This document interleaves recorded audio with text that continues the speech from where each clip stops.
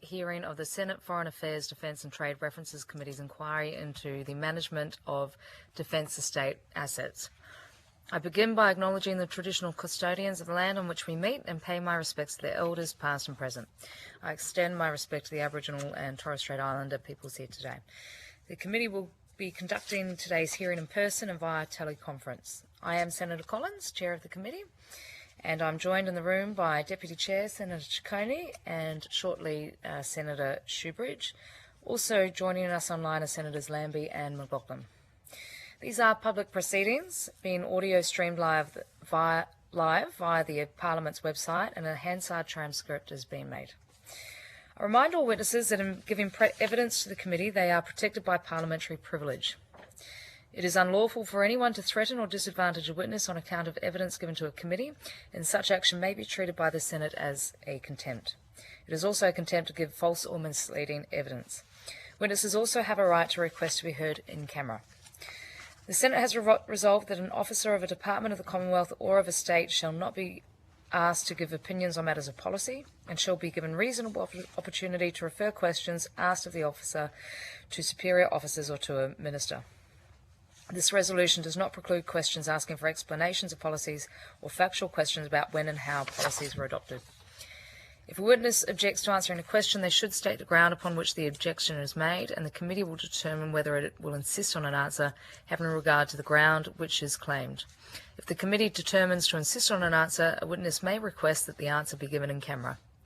Commonwealth officers appearing today are also reminded of the Senate order specifying the process by which a claim of public interest immunity should be raised. A copy of the order is available from the Secretariat. I remind senators of their obligations under the Behaviour Code for Australian parliamentarians to treat witnesses with dignity, courtesy, fairness and respect.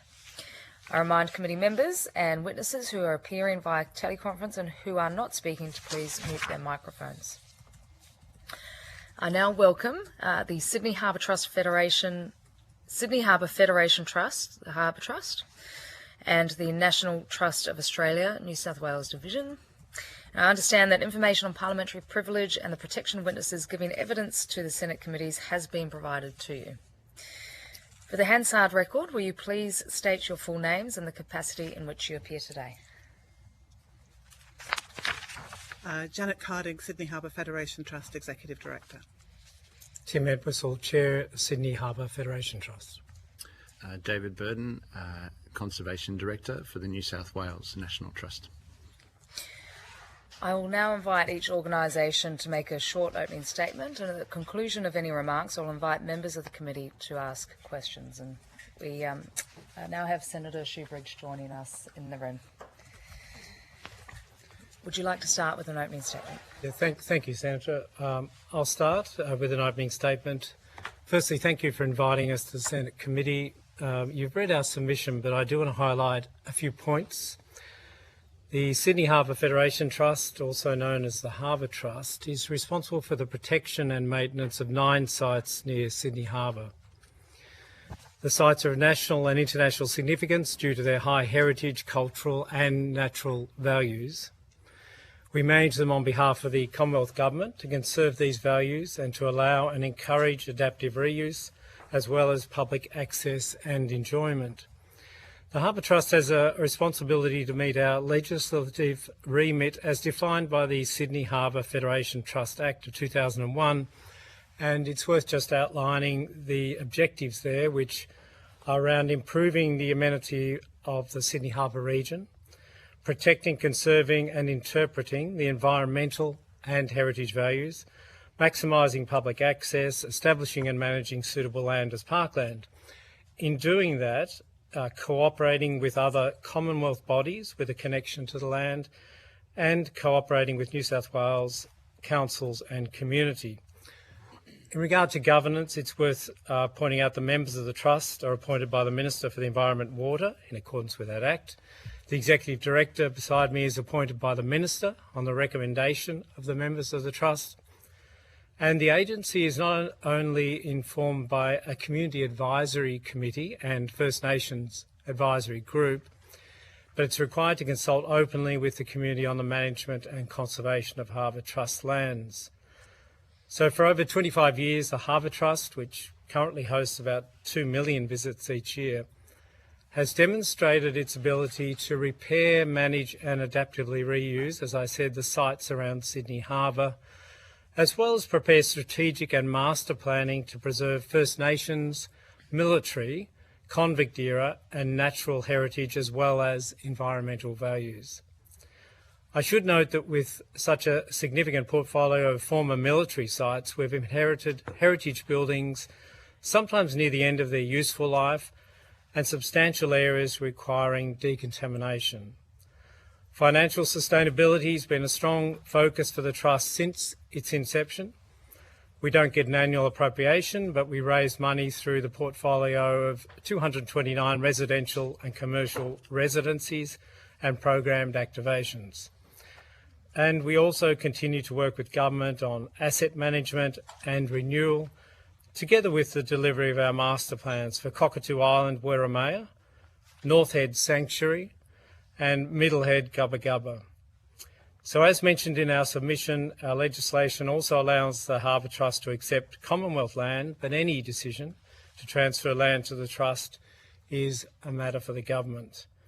In such cases, we'd work with the government to manage any liabilities and to establish long-term sustainability of the sites and of their values. Thank you. Thank you very much. Thank you very much. My name's David Burden. I'm the Conservation Director at the Trust. The National Trust is Australia's leading heritage conservation charity, and we're the custodian of numerous historic sites in New South Wales, with our 20,000 members and over 1,000 active volunteers. We take very seriously our vision to bring the heritage of New South Wales to life for future generations. And we also take seriously our responsibility to advocate for heritage, which is why we're here today. It's with regard to the 4 particular heritage sites identified for disposal in New South Wales that I wish to speak today. And I'll take our submission dated 17th of April as read, but I would like to reinforce the point that despite being listed in the material produced by the Department of Defence as a potential partner to support heritage protection strategies, the National Trust was not consulted during the audit process nor prior to any of those announcements being made. Heritage is an important word, and so it obviously comes from the Latin, to inherit. I think it's equally important to think of it as something that we pass on, though, rather than just that we inherit. And so when the former Prime Minister, Paul Keating, has noted in relation to this proposal that Defence holds these assets in virtual trust on behalf of the nation, I think that we can see that inheritance and heritage are coming together there. So we are the inheritors of this national estate. In 1970, Gough Whitlam stated that the Australian government should see itself as the curator and not the liquidator of the national estate.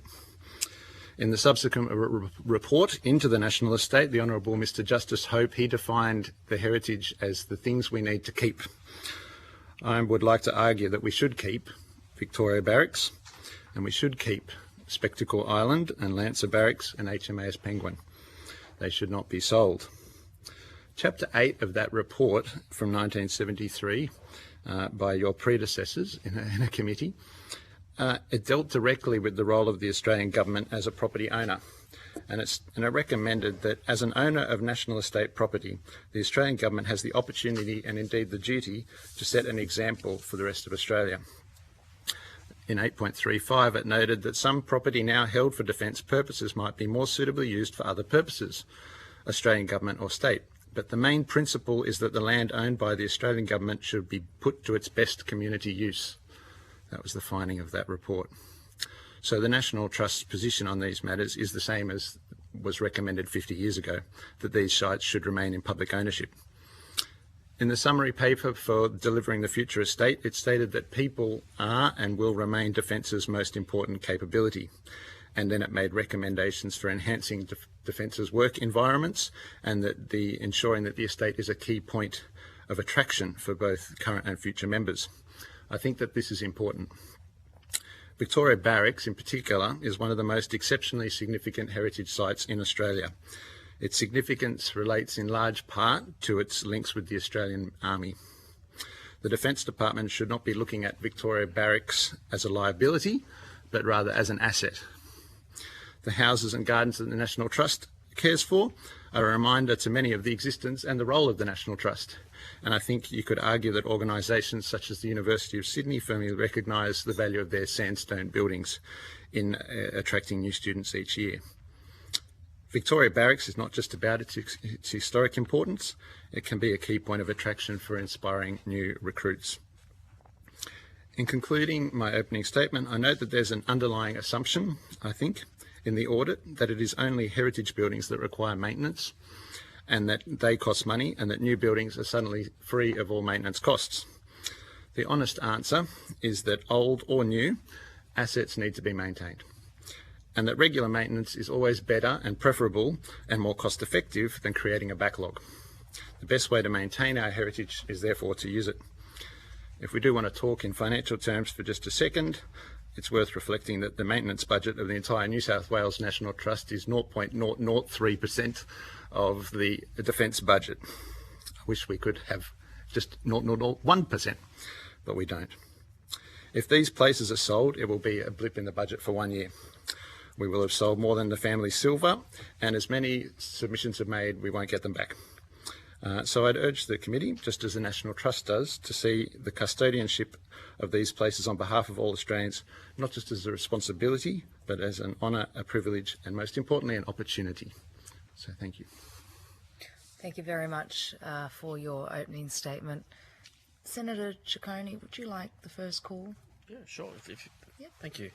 Thanks a lot, Chair. And so thank you to both the National Trust and the Harbour Federation Trust for being here today. I know it's very important. We just ourselves as a committee went and visited the Victoria Barracks early today and got to see up front how important the site is, as well as HMA's Penguin. Could I just ask a couple of questions? I might start with you, David, just following on from your opening statement. I know the National Trust is a custodian of several sites of significant history and heritage to many people here in New South Wales and Australians.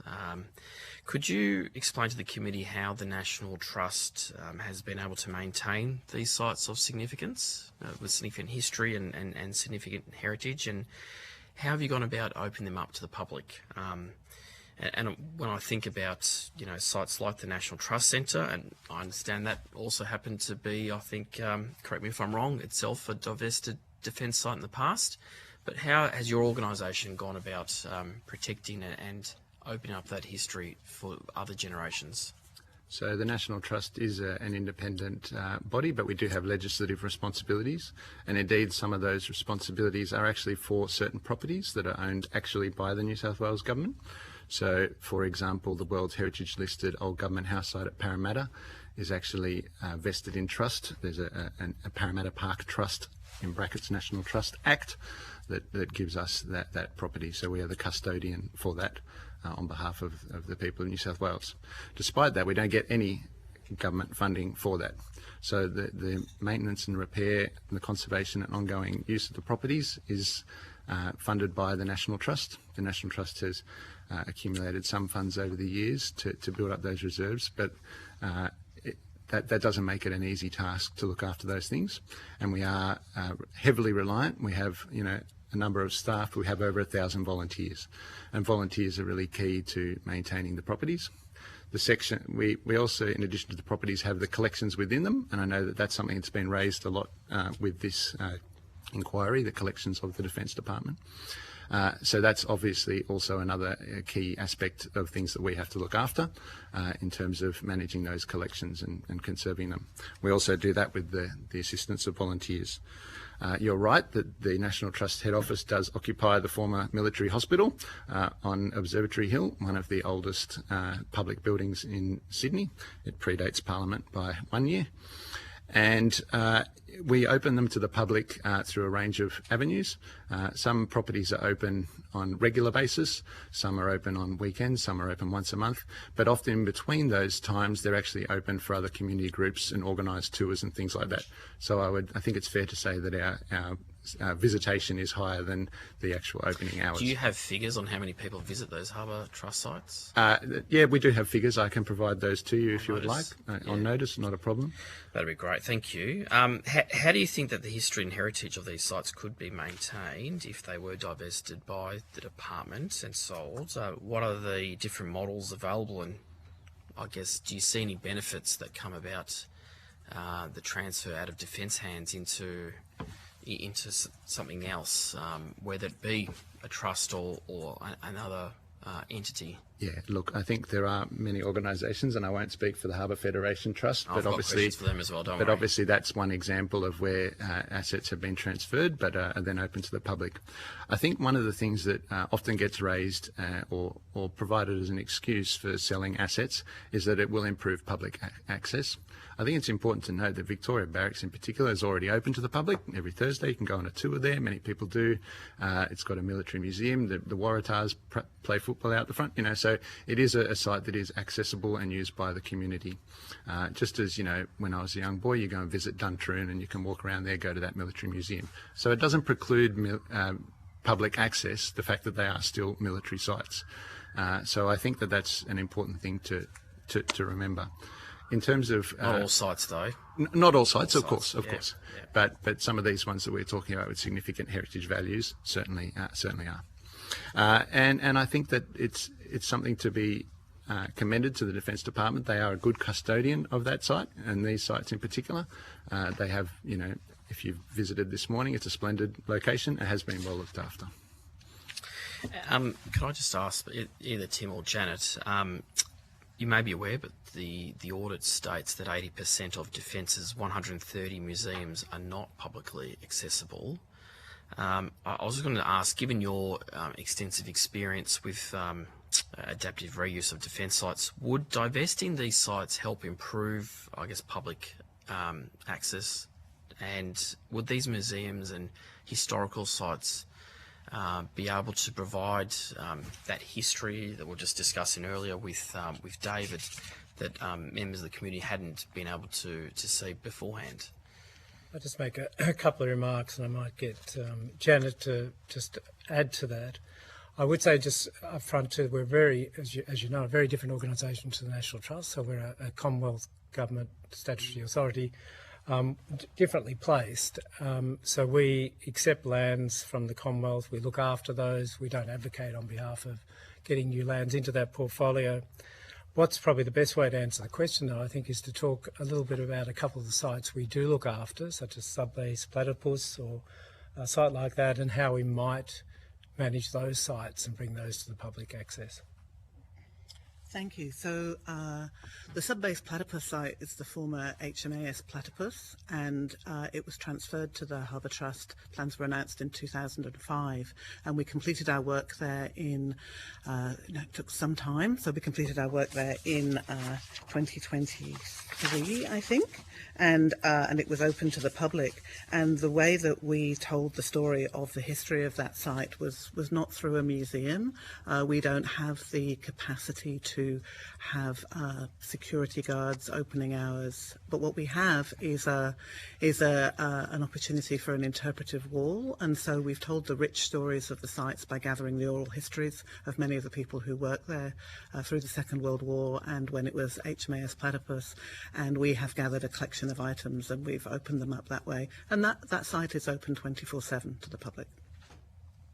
So you've got a bit of experience with former defence sites and the Commonwealth handing over such sites over to the Trust? That's correct, yeah. yes. Correct me if I'm wrong, but I understand that you're headquartered in a former defence site, is that right, near HMAS Penguin? That's correct. We're based at George's Heights in what was most recently an army training facility, but once was a World War I hospital. Has that provided any benefits to the community, the transfer or being situated on a former defence site? I think it's important, as our legislation sets out, that our job is to maximise public access, that yes, the site has been opened up to the public. The Headland Park site as a whole, so that's the George's Heights, Chowder Bay and Middle Head sites, together attract over 1 million visits a year. There are a range of activities there. There are cafes, there are small businesses that are operating from there, and of course we're headquartered there ourselves. We've built lookouts, there are coastal paths, we're part of the long distance Sydney to Manly coastal path. So over a period of time, yes, we've been able to deliver considerable community benefit at that site. I might just leave my questions there for now, Chair, given the time. Thank you, Senator Ciccone. I'll pass the call to Senator Shiverd. You asked some questions about, your stewardship of former defence sites. Pretty much the whole of that, the whole of your land holdings all and around HMAS Penguin came about because the Trust became the custodian of all those former defence sites around there. But you didn't buy them at market value, did you? Can you explain how they came into the Trust? Look, Janet might have more history of that, but certainly we look after lands that the Commonwealth Government asked us to do, and those lands were part of that original package that came to the Trust to care for. So no, look, for us, we don't, as I said at the very start, we don't advocate, we don't seek lands, we look after lands that are passed to us by the Commonwealth Government. Yeah. And just to add to that, in the late 1990s, when John Howard was the Prime Minister, the decision was made that on the anniversary of Federation, the Sydney Harbour Federation Trust would be created, and the sites, including those sites at Middlehead, were vested in the Harbour Trust, and the Sydney Harbour Federation Trust Act enables us to manage those sites. It wasn't a purchase for market value by the Trust, though, which is fundamentally different to what the proposal for the government here is, that these assets should be divested, sold by the Commonwealth at the highest possible market value. That's the proposal now, and I'm just pointing out that's fundamentally different to what happened 25 years ago when the Trust was established. That's just a comment, yes. Well, it's a comment, but the questions were coming from Senator Ciccone, a member of the government, on the suggestion that previous divestments of defence lands had public access benefits, and you vouched for that in your evidence. There's public access benefits to the Trust land. Am I right? Correct. And that's a vastly different process that happened when the Trust was created than what the current government is proposing, which they be sold at market value. That it's chalk and cheese, isn't it? Again, if that's true, that's true. Yeah. I mean, you're the Trust. You know how you got the properties. You didn't buy them at market value. Correct. We did not buy them at market value, and we're looking after the properties given to us. So, yes, the process you're describing is a different process. And yes, there might be public access benefits if you were gifted this or handed this property and it entered into the Trust at zero value, at zero cost to you. But the suggestion that you'd somehow be able to purchase it at market value is a nonsense. You haven't got those resources, have you? The comment I'd probably make to that, or add to that too, is and I mentioned in my statement and in our submission, that we need the resources to look after these lands. So they come with costs. There's rehabilitation, there's providing access, there's reuse of buildings. So for us as a trust, what's very important with any piece of land that we have responsibility for is that ongoing funding. It's got to be sustainable. Yeah.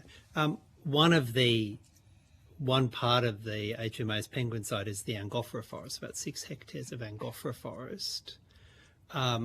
What would be the capacity of the Trust to assume legal ownership of the forest itself? Would that be a different question, the sort of the natural asset rather than the heritage assets? Janet again can add more to this. I would only make the comment that we look after extensive conservation areas, including eastern suburbs, Banksia scrub, and part of our responsibility is always heritage, cultural heritage, natural heritage, and looking after natural systems. So we do have areas of conservation value. So we have the capacity to do that. And you might give an example of where we do that. Yes. Whilst I don't have any specific information on the Angophora forest held by HMAS Penguin, we do manage a piece of land on the other side of the road, and we've managed that area since the formation of the Harbour Trust. That forest now has a path through it. We manage that forest. there is adjoining land that is also part of the Sydney Harbour National Park, managed by New South Wales, that's also managed. And so we've developed, working collaboratively with the national park, ways of managing areas such as that. But could you see a future where either the Trust or National Parks gets that forest, and it could be either a good neighbour and an adjoining neighbour, part of a broader natural assets in the area, or potentially part of the Trust property and incorporated in the Trust? Could you see a future where that would happen? I think again I'd have to say that we can't foresee these things. What we can say is that the land, similar kinds of pieces of land, similar kinds of settings, conservation responsibilities are part of what the Trust currently does, and does particularly well, I'd have to say, as a relatively new chair to the Trust. All right. Mr. Burden, thanks again for all the work the National Trust does in my home state of New South Wales. I'm incredibly grateful for the work you do. When the National Trust looks at that Middlehead, that collection of lands in Middlehead, it's my understanding that it's all part of a single heritage precinct, and in fact, is it listed as a single heritage site federally? Yeah, I mean, I'm sure that my colleagues over here will be able to tell me exactly, but there are many heritage listings, I think it's fair to say, that overlap a lot of the Middlehead sort of lands, and that can include Commonwealth, state, heritage, local. Is there a single heritage listing for the precinct? There are multiple heritage listings. There's a single Commonwealth heritage listing which covers the whole precinct. That's what I'm asking you about. Yeah, yep. And that covers the Harbour Trust lands and HMAS Penguin. Okay. And the National Trust itself has a number of heritage listings, including for Sydney Harbour itself. Yeah. Yeah. So the if they're listed as a single heritage item, and I know there's a separate sub listings, should the Commonwealth be seeing it as a single unit rather than potentially carving it up into bits? What's the heritage? And I might ask it to both of you. If it's listed as a single heritage item, then it would seem to me treating it in its totality would be the primary starting point that a custodian, a steward of the land would take. Okay, I would say I don't think there's a intrinsically good or bad way of managing those lands from any perspective, but I would say that our experience with Middlehead, also with North Head, is around collaborative management with national parks, with many other agencies. So we're very good. I'm really, I suppose, Professor, if you don't have a view about it, that's fine. Yeah. But I'm asking you, the site you manage is part of a single heritage site under the Commonwealth heritage legislation. And I'm asking you if you think there's merit in viewing a site, a broad site, which includes yours, which is already listed as a single heritage site, if there's merit viewing it in its totality. If you don't have a view about it, that's fine. But given you're such a significant part of the site, it's funny you don't have a view about it. I think there are merits in viewing it from that way, but that's a separate question to its management. Sure. I would agree. I think we manage the heritage values of the site very carefully, and recognising the overall heritage values, we're very interested in how that would work. But ultimately, it's a matter for the government. It's ultimately a matter for the government. But you see, you're one of the principal stakeholders there. And I'm wondering if, when you're managing the estate that you are responsible for, you look at that single heritage, you look at the overall heritage listing, and you make sure what you do is respectful of the overall heritage precinct that you're a part of. And if you don't, then tell me you don't. But it would seem odd that you don't, given your responsibilities. Yeah, absolutely, and I think you're quite correct, and that's why I brought up the fact that we collaborate with parks and other agencies. We always are looking for the better management of harbour land across the whole area. So yes, that is absolutely true. The way we run, the way we work in our sites is as a collaborative way to fulfil those bigger. Sure. Yeah. Mr. Burden, to go to Victoria Barracks, I think there's like 20 odd individual nationally listed heritage sites on the barracks. But then I think there's an overall listing again for the barracks. Are you familiar with that? There's a number of different Commonwealth listings for Victoria Barracks, including individual buildings, but overall site as a whole. The National Trust listing is more for the site as a whole. Yep. I think that's just come about through a series of various investigations that were undertaken at the site. Obviously, there are many layers to Victoria Barracks and its importance, but I think heritage listing is at its worst when it's considered in isolation, and when we start to look at little pieces of an estate or whatever on a chessboard, and we protect this square and this square, but we forget that there's a space in between linking them together, that's when it can have the worst outcomes. So I think in particular places of large scale that we're often talking about in this context, it is about the totality rather than individual listings. You see, I mean, we just came from a site inspection at Victoria Barracks, and the thing that strikes you there is that there's something about the totality of the site, the way it connects with each other, the way it has interlocking uses and interlocking history. And it seems to me that the site as a whole has some intrinsic heritage value. And when I see proposals that maybe, you could, carve out this bit and carve out that bit and treat it as like separate development opportunities, that seems quite a dangerous approach from a heritage point of view. I think so, and I think it's fair to say as well that Victoria Barracks, although it's bounded by a wall, its heritage value extends beyond that wall. Indeed, the whole suburb of Paddington itself is there because Victoria Barracks was constructed. There was housing built to, accommodate the workers working on the construction of Victoria Barracks. So its influence has spread much larger than just the walls that it's got. I think it's fair to say as well, though, that inside the barracks, there's certainly the potential for it to be adaptively reused, remodelled, new buildings to be used there. Why do we have a Defence Plaza building 1.8 kilometres down the road when we can actually just, accommodate some of those needs, just like the Harbour Trust has their office within the site? There's the potential to use that there. Well, I mean, in many ways, having it as a living site with its continued use and adaptive reuse, actually the defence element of it is one critical part of the history, isn't it? That is. That's why we watch the Horse Guards parade when we go to London, isn't it? It's about the continuing use of these places that gives them some of their value, of course. Just to be clear, were either of you consulted by the review? They call it the document is described on its front page as an audit, but the authors of it said it wasn't an audit. They said it was a review. Were either of your organisations consulted by the review? We were not consulted at the Harbour Trust.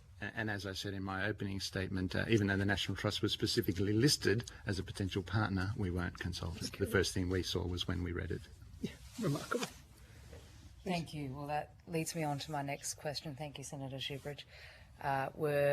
Do you think you should have been consulted before they made these decisions? For us, certainly that's an opinion which I would not give here.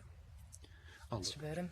I think I would only comment that, as we were specifically noted as one of the potential partners, it perhaps would have been courteous to have asked about that prior to publishing it, because the National Trust itself got then some inquiries about our role, and for clarification on that, we had to say we weren't consulted. Okay, thank you.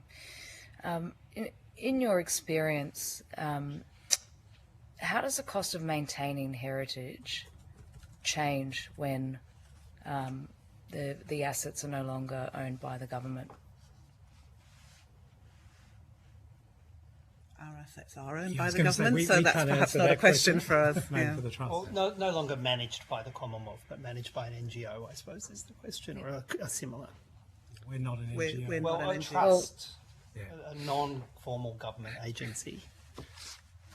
I think whoever owns a heritage building, be it a school, in some cases the health department, sometimes a private individual, there is a responsibility to look after those things.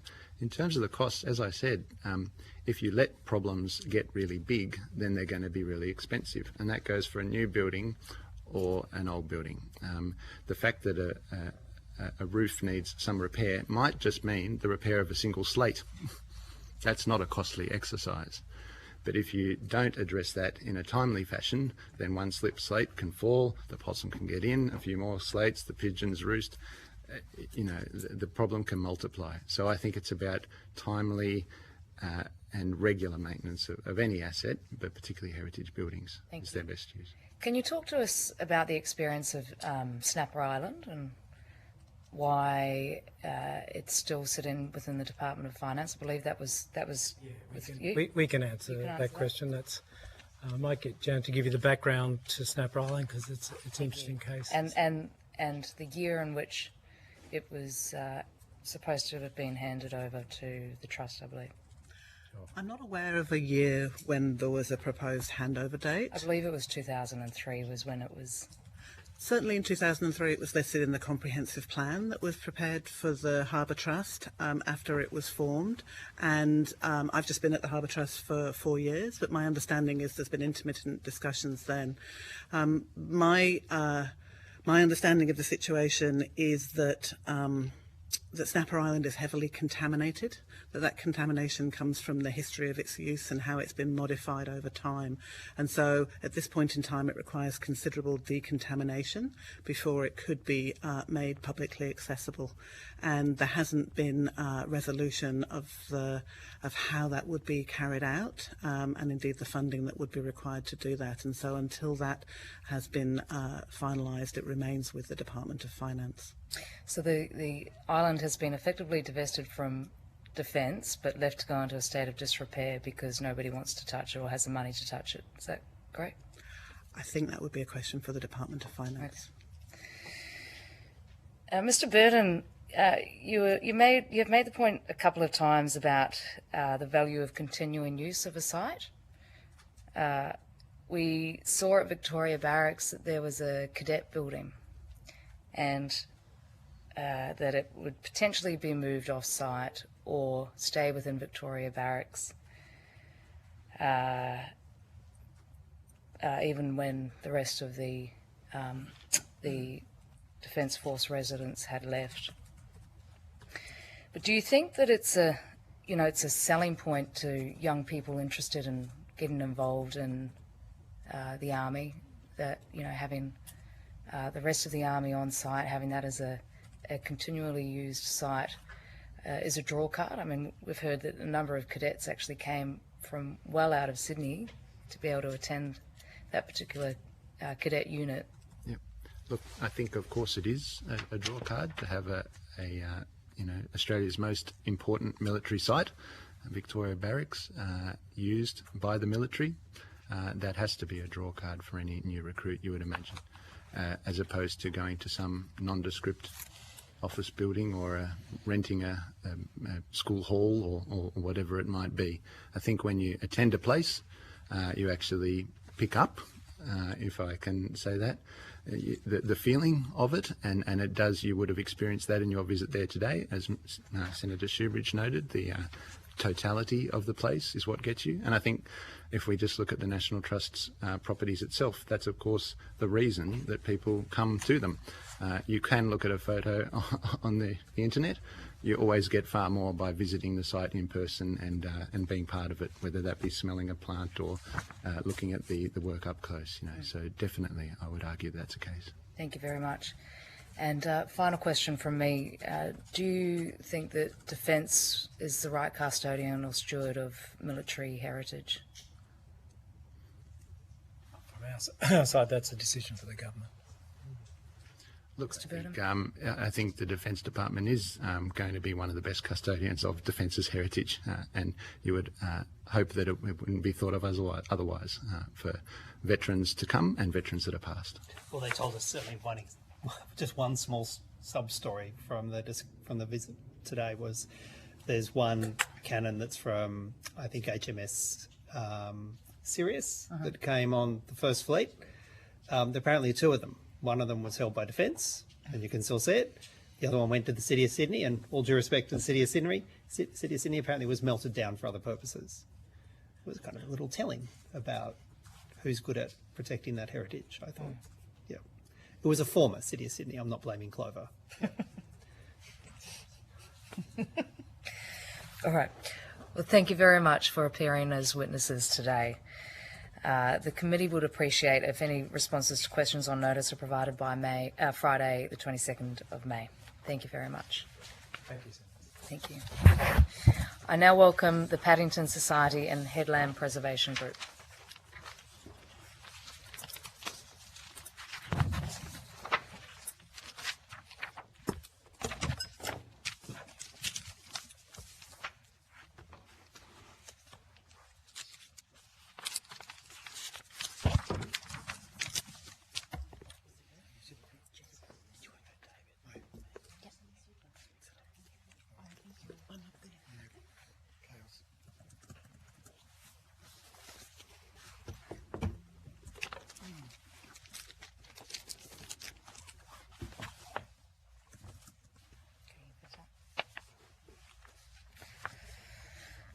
I understand that information on parliamentary privilege and the protection of witnesses giving evidence to the Senate committees has been provided to you. And for the Hansard record, will you please state your full names and the capacity in which you appear today? Paul Bardsley, Paddington Society. And Linda Gosling, the Paddington Society. Jill Lestrange, President of the Headland Preservation Group. Thank you very much. I now invite each organisation to make a short opening statement, and at the conclusion of any remarks, I will invite members of the committee to ask questions. Please. Okay, Chair and Senators, thank you so much for this opportunity. My name is Linda Gosling. I'm Vice President of the Paddington Society and an architect of more than 40 years' experience. I appear today with Paul Bardsley, also a member, and my professional partner. We are both practising heritage architects and long-term Paddington residents located immediately alongside Victoria Barracks. We appear on behalf of the Paddington Society. It's a community group established back in 1964 in direct response to threats to the character of Paddington, and we continue to do that. We have lodged 2 complementary submissions to this inquiry, Submission 8 from the Paddington Society proper, and a supporting Submission 100 in our own names as heritage architects. The Society submission addresses the heritage and community case for retention of the site of the barracks. Our personal submission addresses the process. So our position is the Paddington community is deeply disappointed with the Australian government's listing of the Victoria Barracks for divestment. The idea of privatising this government-owned asset and selling it to commercial developers is profoundly unpopular. Victoria Barracks is the heart of our community. Indeed, it's the genesis of our suburb, and we have many strong ties to it. Further, the place has exceptional heritage significance for the whole country. Yet this today, along with last night, is the first opportunity we've had to engage in any conversation with Defence, and we fear the decision has already been made. We consider that the Defence estate audit process was deeply flawed. It had a very narrow, short-term, what I call accountancy approach, and did not take into account the extraordinary historic, architectural, social, cultural, and strategic values of the site. The Army divesting itself of the most prestigious military site in Australia and in the most populated area of the country is a huge mistake. The site is key to recruitment, to retaining reserves and cadets, to community celebration, and a most appropriate place to host international visitors. Our view is that the site should remain in Defence custodianship, along with sensitive expansion of Defence facilities and expanded community access. The Historical Association of the site and the Australian military, some 185 years, itself is the paramount heritage value and should be maintained. Continuity of use is a key part of the site's cultural significance, but this will be permanently extinguished the day the site changes hands. A comprehensive, up-to-date conservation management plan should lead any development on this site.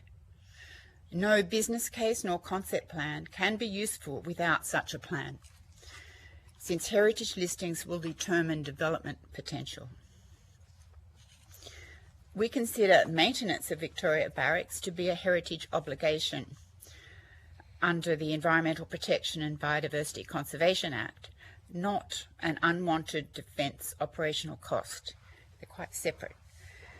And the community relies on the federal government to provide ongoing stewardship of this significant asset.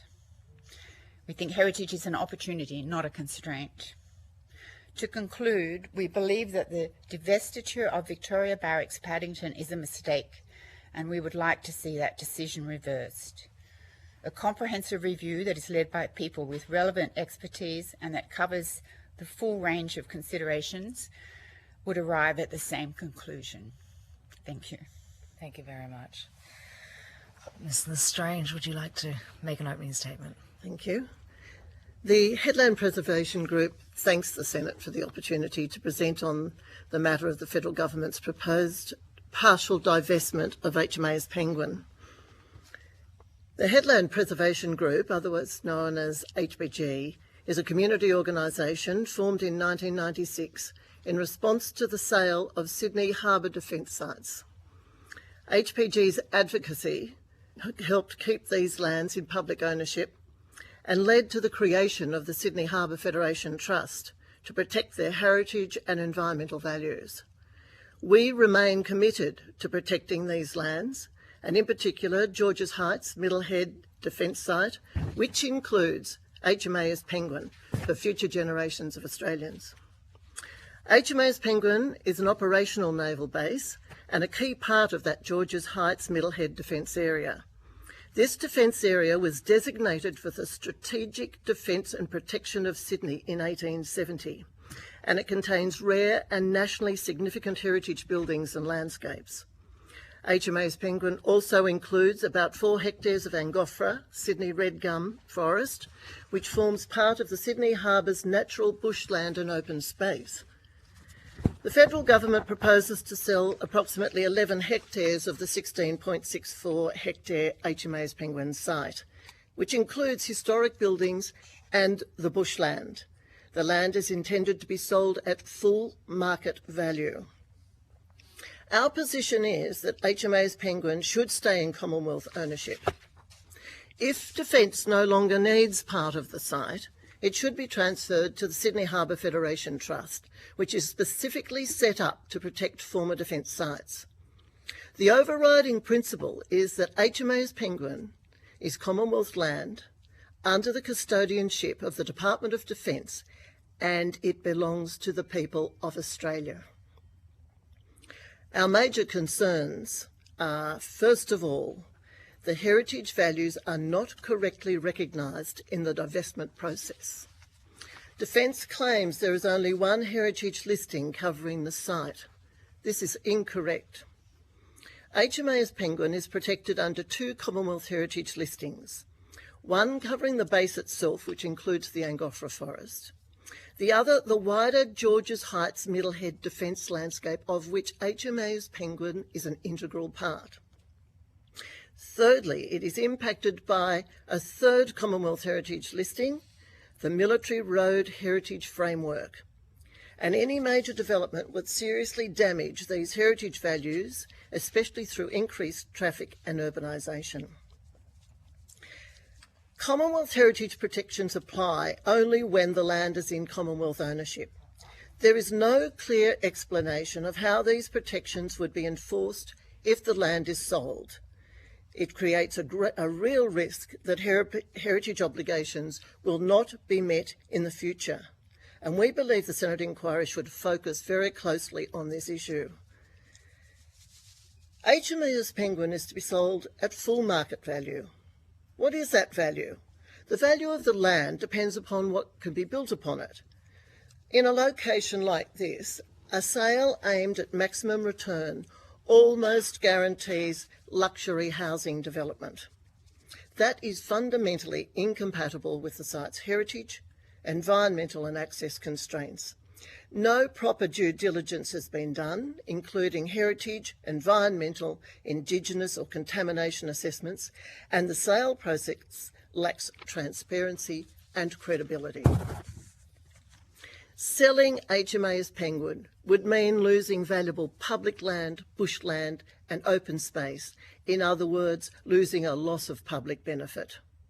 Middlehead is part of Sydney's lungs, a vital natural refuge in a highly urbanised city. Middlehead is also a place of cultural importance to the people of Australia, and once sold and developed, these benefits are lost forever. The proposed sale breaks a long-standing bipartisan commitment to keep Sydney Harbour Defence lands in public ownership. The financial return is uncertain and short-term. The damage to heritage, environment and public access would be permanent and irreversible. HMAS Penguin should remain in public ownership and be held in perpetuity for the benefit of all Australians.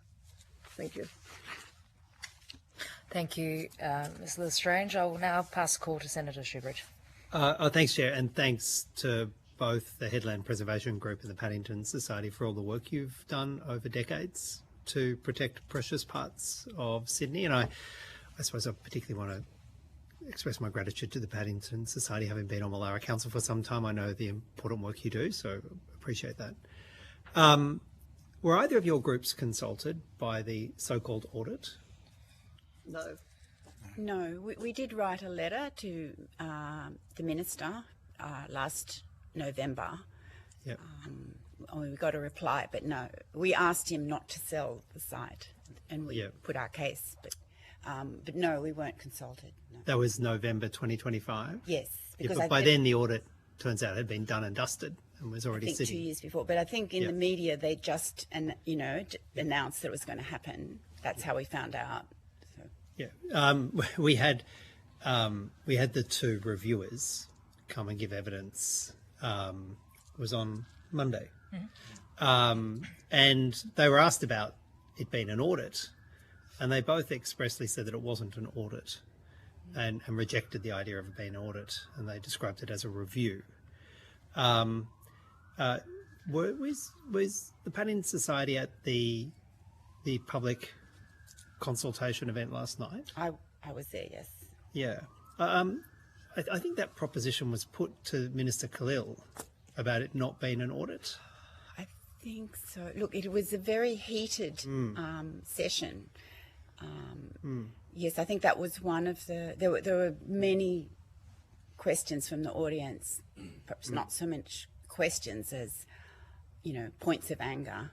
And I think that might have been one of them. The reports I had, didn't have the opportunity, I was at another event, but reports I had was that when it was put to him that the evidence from the reviewers was that it wasn't an audit, that he rejected that and he insisted upon it being an audit. Yeah. Even though we just had that evidence, barely 4 days ago. Right. Yes, no, look, I don't remember that. Maybe if you could take it on notice and ask others who were there and find out about that back and forth with the Minister.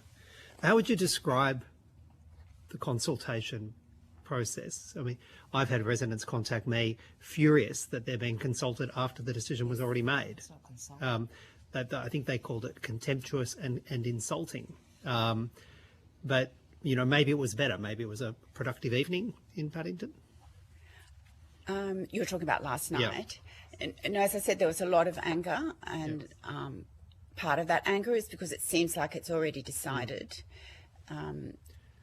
The defence people said that they're in the, this stage where they consult the community and do their due diligence, like the heritage plans, etc. But from reading the report and the announcements by government, they've decided, so it's not real consultation. Well, I mean, one of the key decisions from the Labor government was that this land will be sold at maximum market price. What's your view about, I'll come to that HMAS Penguin in a sec, but what's your view about the idea of Victoria Barracks being put on the auction block at maximum market price? Well, if you follow the Act, the Commonwealth Act, and look, do the proper heritage overlays, there would not be much land there that you could develop, and nor could it be very high. So I don't know, there's nothing in the audit that tells you how they came to their figures. It's not convincing. It's given short thrift. Putting to one side whether or not they achieve a return, it expressly said must be sold on the open market at full market value. Now, I suppose you could put a bunch of apartment blocks on the parade ground. They'd be high value apartment blocks. If you rezoned it for residential, you could get a significant amount of money for that. But that's what only if you abandon the heritage constraints. Yeah. Absolutely. From a professional point of view, people in the heritage business, if you apply the constraints and look at the appropriate sort of development you could do there, it's no way you would say to a client that this is something that stacks up, it's impossible to get a return on something like that. It's just the return will be negative. That would be my view. Well, when we were on the site, they were showing us one part to the eastern side of it, at the top end of it, where they had been intending to put in some modest amount of additional accommodation. And as soon as they started sort of lifting the soil, they found layers of additional heritage that hadn't been accounted for, and basically ended that fairly modest building project. Would you expect that pretty much all over the site, Mr. Bardsley? Any site like that has that risk and archaeological risk, so it's an overhead. I mean, in practice, what a developer would do is to sterilise most of the site, just meet their obligations to a minimum level, and try and excise the parts that are developable and make them get a commercial return out of those, and just have the rest as like a holding sort of. So you board up most of it, shut it down, as minimise the cost, and find the bits you can develop. That's right. But the heritage overlay is for the entire site. In fact, it's beyond the site. Yeah. So, in fact, you're not really maintaining that heritage obligation once you do that. But that's the only approach which you can get a return out of. In terms of like public access, I mean, it would be wonderful if surrounding residents had more access to the green open space and more access to it. Defence manages it at least twice a week, broad amount of public access. Do you see a potential where you could have a compact between Defence and the community to have far more public access? I'm sure you could. There used to be a lot more access. I mean, we're old enough to remember the time when there were still people in uniform at the gate, and when the first Paddington Society meeting I went to was actually in the Sergeant's Mess. There was quite a lot of access, and there were quite a lot of community events, but particularly after 9/11, that sort of collapsed in, and it became quite a security centre focus, and it's never come back to that, but it's quite possible. I grew up in Canberra. I went to high school there. Most of my cricket was played on the ovals at Duntroon. I mean, I think Duntroon's still fairly accessible. You could reimagine the relationship between the site and the community and retain it as a defence site. Absolutely. I could imagine that, yes. Yeah. And in fact, I was surprised to find that there's a community bowling group on the site who, they're not even veterans. They just come in and have access to run their bowling green, a really kind of lovely public use of the land. There's a Christmas pageant every year. Yeah. I mean, we take the grandchildren. Yeah. Of course that's possible. So rather than just think about it as flogging it off at full market value, if it was seen as a public asset to give public access and perhaps, different parts of it adaptive use and retain it, also its defence connections, like this is an achievable outcome for it. Yes. I think it's an opportunity. Yeah. I mean, our case is that it's an incredible asset for the Defence Department in terms of prestige and public profile and how they associate with the community. And the more they bring the community and do that, the stronger that is. And it's not just a commercial consideration. I mean, in an era where we know Defence is going to need to expand, it's a Defence obligation to engage properly with the community, and that's what this does. Ms. Lestrange, when you see what happened with the transfer of land into the former defence lands into the trust, first of all, how important has that been for preserving the assets and giving public access? It's been absolutely extraordinary. It has opened up the whole of Middlehead. There's been great adaptive reuse of existing military buildings there, generating, in fact, probably Middlehead is the engine room of the Harbour Trust.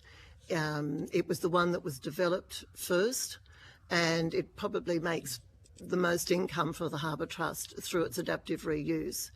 But not only that, it's been the protection of the natural environment that has been absolutely wonderful. It is a parkland. The original planners were visionary. It's used by the community. There are several playing grounds used by local sporting groups all the time, midweek, weekends. It's on the 80-kilometre Bondi to Manly walk, which has opened it up enormously. It's got a variety of uses. Maybe I should declare a conflict of interest as having regularly walked through there and enjoyed it. Perhaps that is a conflict of interest. I don't know. I think I share it with about 5 million Sydney-siders, Yes. but I, you know, yeah.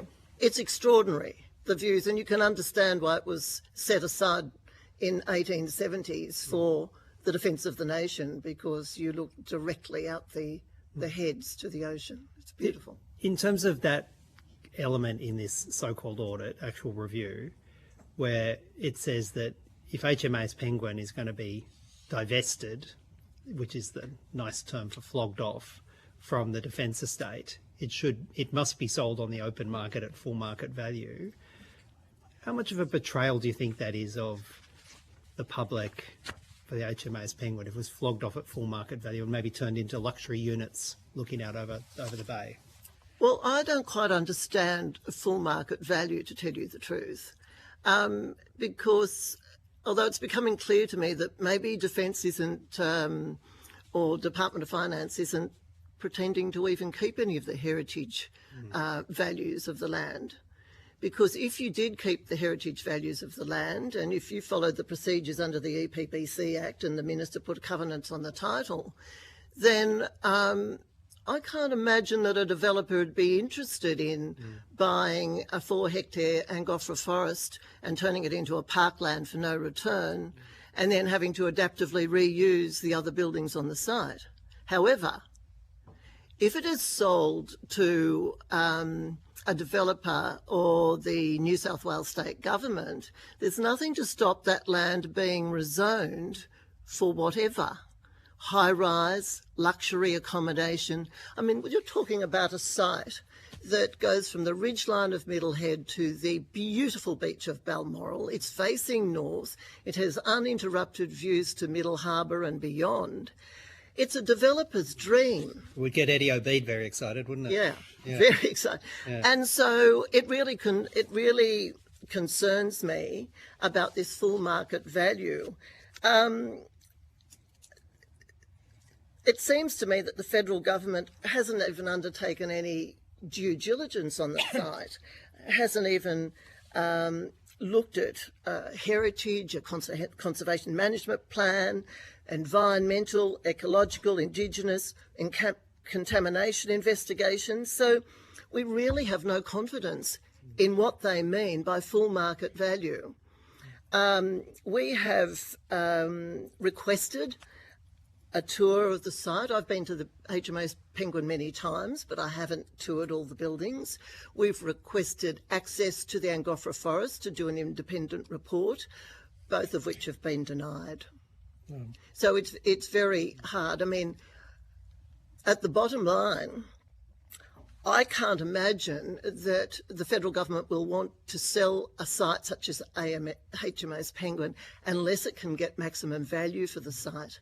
And that either means high-rise or luxury housing, or both. I've run out of time, but just for the record, they indicated today that's more than 6 hectares of forest actually on the site. So it's even more precious. Yeah. Yep. Thank you, Senator Shoebridge. I might just follow on with that line of questioning. Ms. Lestrange, we heard today that they haven't actually decided, it's a partial divestment. They recognise that there is critical infrastructure at the HMAS Penguin site, but they haven't actually decided which parts they would sell. Now, I don't know about you, but I feel like that's a bit of a flawed proposition, that you've decided you've got to sell some of it, but you don't know which bit. Yes, so you've got to decide which parts are redundant. And having taken a walk around the site today, remarkable site, a lot of heritage on that site, a lot of the buildings, but also a lot of critical infrastructure. It seems to me that the Angofra Forest would be the first thing to go. And as you said, really the only thing you could fit there are 6 luxury apartments sold to goodness knows who. And I'm wondering whether you can comment on, you mentioned before about, they see the dollar signs because of its positioning in the Middlehead Beach, Balmoral Beach to the left, the harbour views. But isn't that not what makes it of high strategic value as well? The land, the Middlehead Georges Heights Defence Precinct, which included in 1870 the land that HMAS Penguin sits on, was put aside because of its strategic positioning for the defence not only of the harbour but Sydney and the nation. So yes, it's critical. I can't comment what HMAS Penguin, how they would reply to that, but it does have the critical dive school and medical facilities there, which we understand is not to be relocated. That remains. There was a rudimentary map that came out with the from Defence showing the bit that was to be divested. And apart from that, I can't comment. But I know that the dive school and the medical facilities are critical to Australia's defence. We also heard in the one of the recommendations in the audit report is to change the site names from, for example, HMAS Penguin to Defence Base Mossman. How do you think people in the community would react to that, or what's your response to that? I think people in the community would be very sad. There is a great cultural exchange between HMAS Penguin and the community.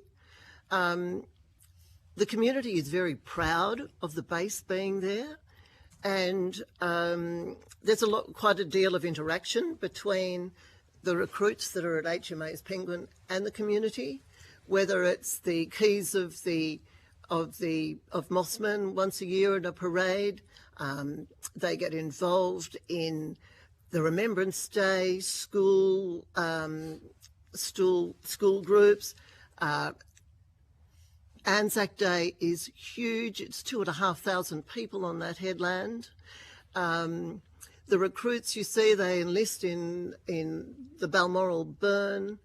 We watch them also as they're exercising on the headland, whether it's around the Oval or doing a cross-country long distance all around the headland. So they are an integral part of Mossman. And HMAS Penguin is part of Mossman's identity. I think we would be very sad to lose that name. What's the what has been the community response to the announcement that the site was going to be sold off? Aghast for those that have heard about it.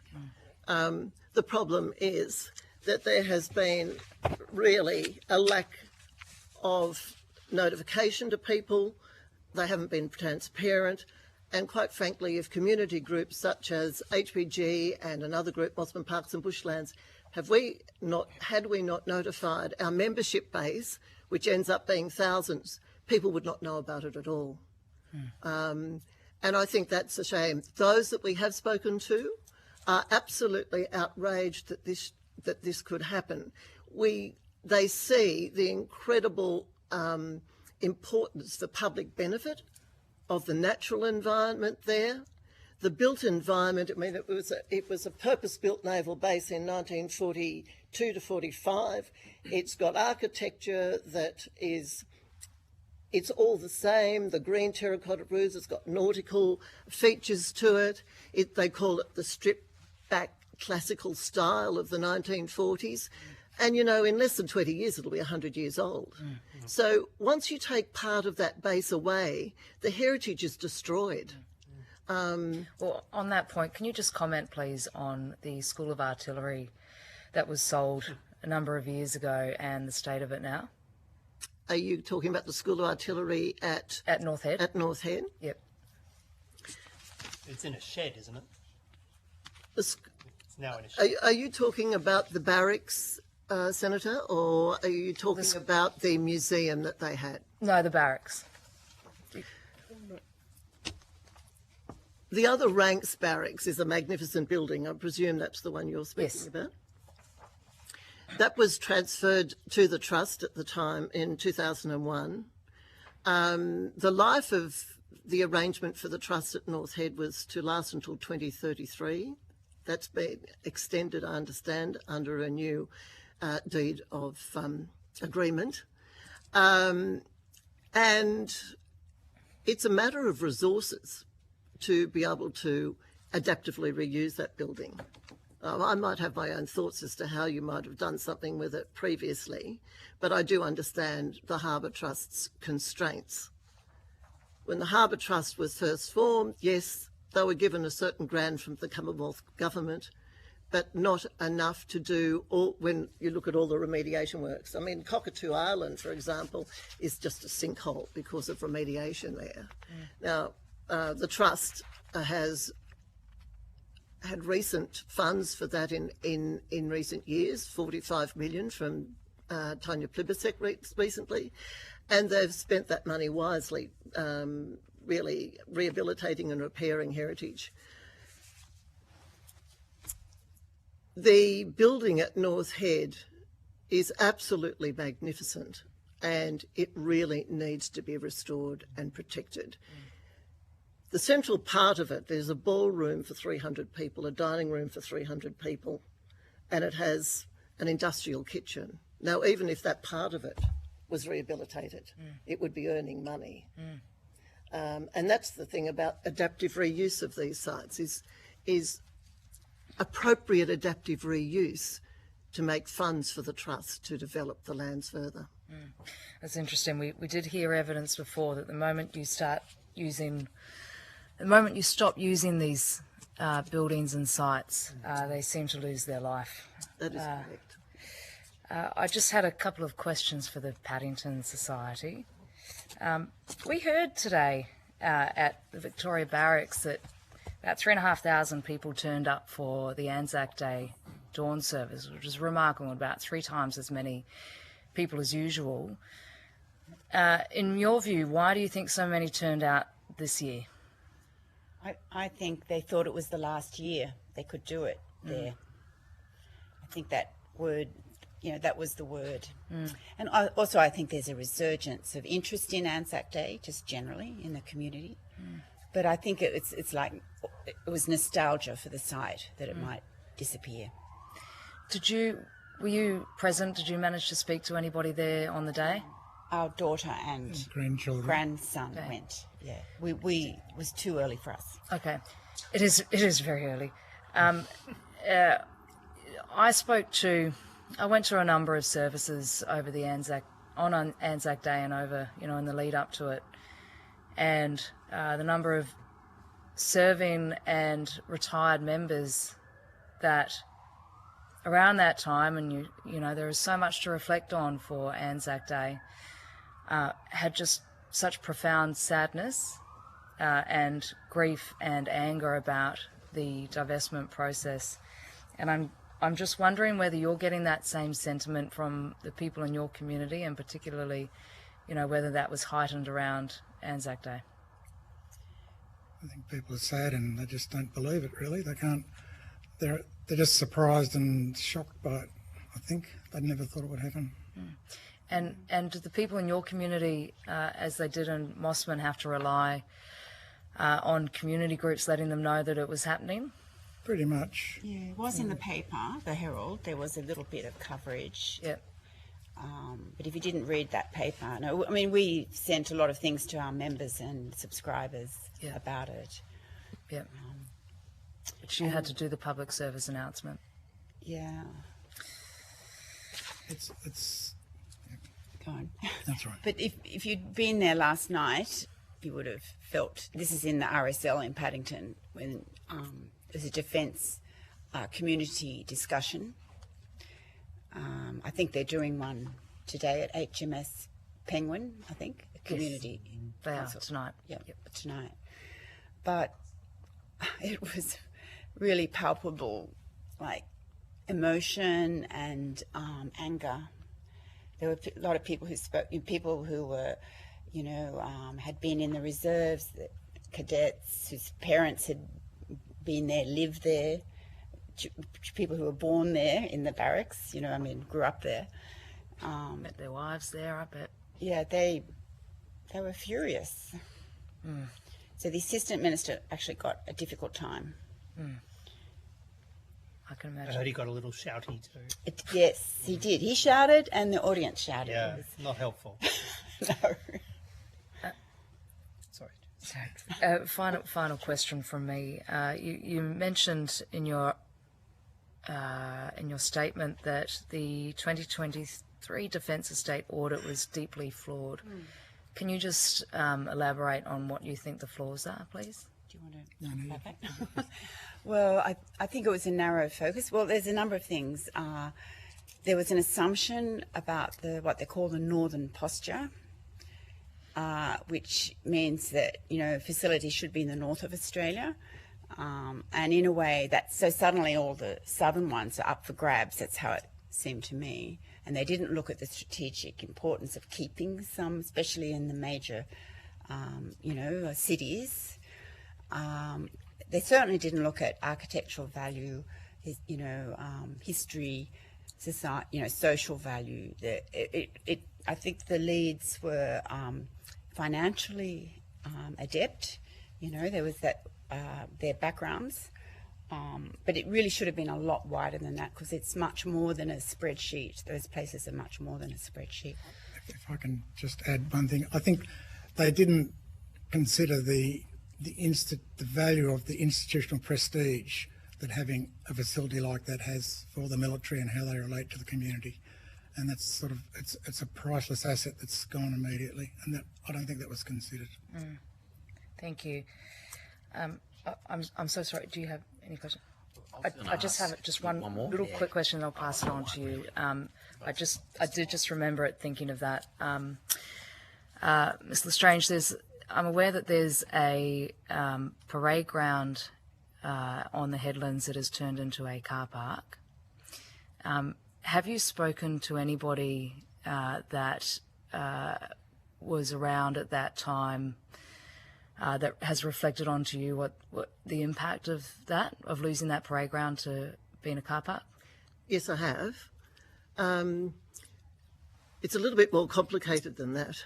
I had to say there are some timber barracks that are on the southern side of that parade ground that have an enormous heritage, and it's proposed that they be demolished because they were actually in perfect condition in 2001. I was around in 2001, and they've been left to go into a state of disrepair because they haven't been used. And we work quite closely with veterans. We have a matter before the Minister Watt at the moment, which is a controlled action in relation to trying to retain at least one of those barracks for veteran use as a veteran transition centre.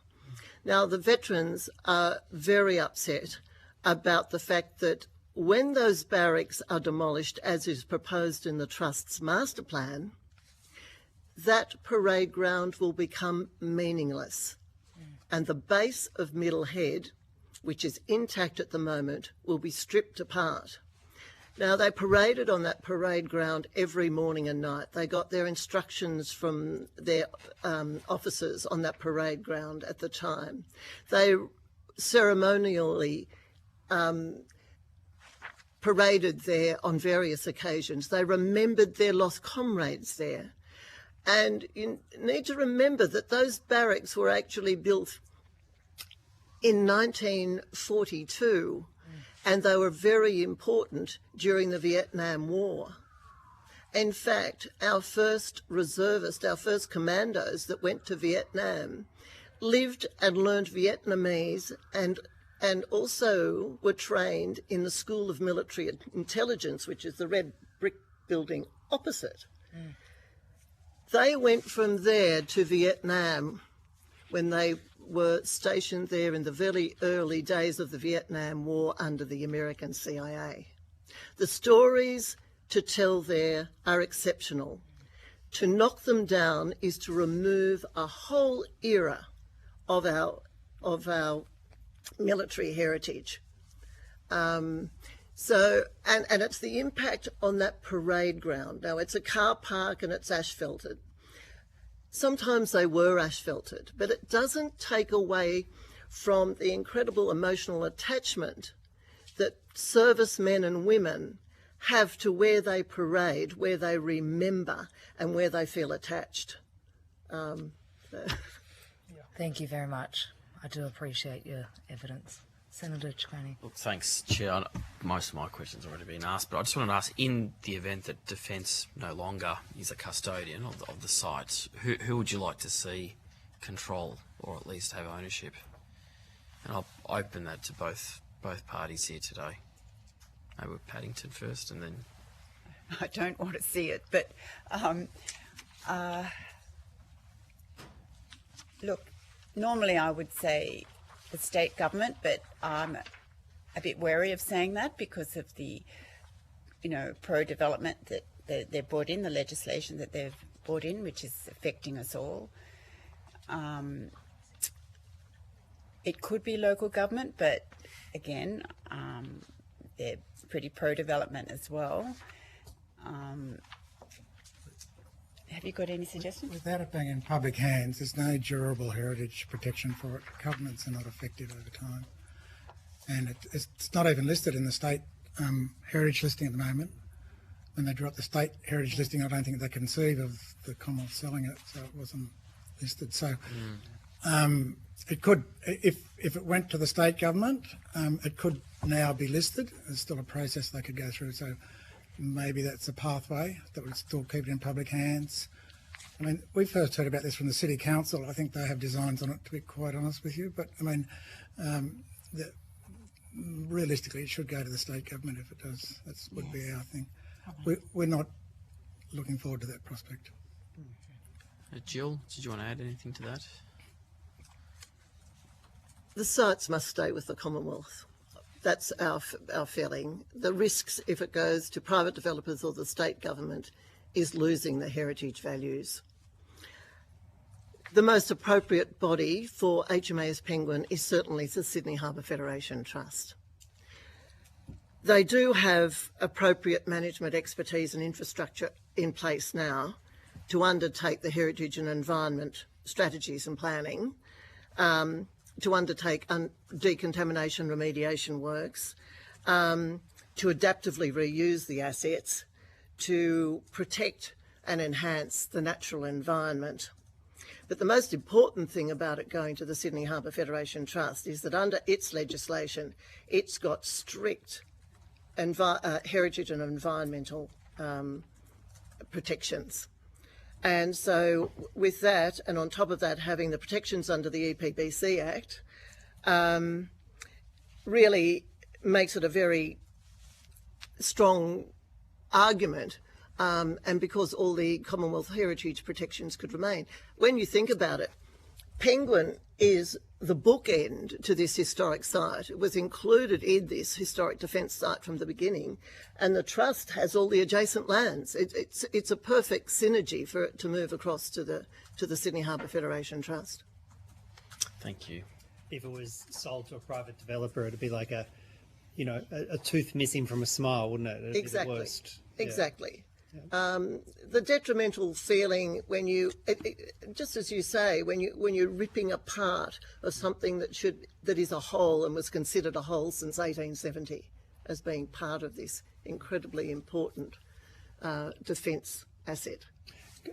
Sorry, just on the question, in terms of the Victoria Barracks, and you can by all means take it on notice and have a chat with the members, but one of the potential option would be the Greater Sydney Parklands Trust. I'm not trying to get you to get an answer on the fly, but as a potential vehicle for it. Yeah. Well, I'm seriously, I don't have a concluded, don't have a view about it myself. I'd just be interested to know. Yeah, there was some talk, I think it was from Marjorie O'Neill, that Victoria Barracks should go to the Harbour Trust, even though it's not right on the harbour, but...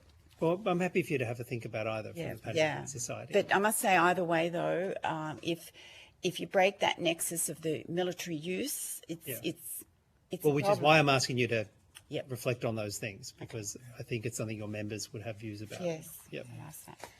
Okay. Thank you very much for appearing as witnesses today. The committee would appreciate if responses to questions on notice are provided by Friday, the 22nd of May. Thank you very much. Friday the 22nd. Thank you. If you need a little bit of extra time, that is. Right. And I now welcome the 203 Army Cadet Unit, Lance Barracks.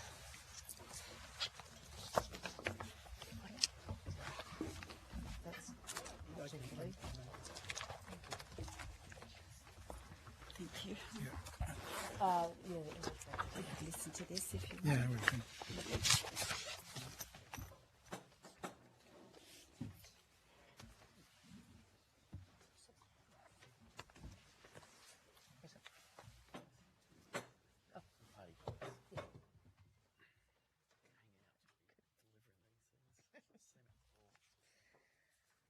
Okay, I understand that information on parliamentary privilege and the protection of witnesses giving evidence to the Senate committees has been provided to you.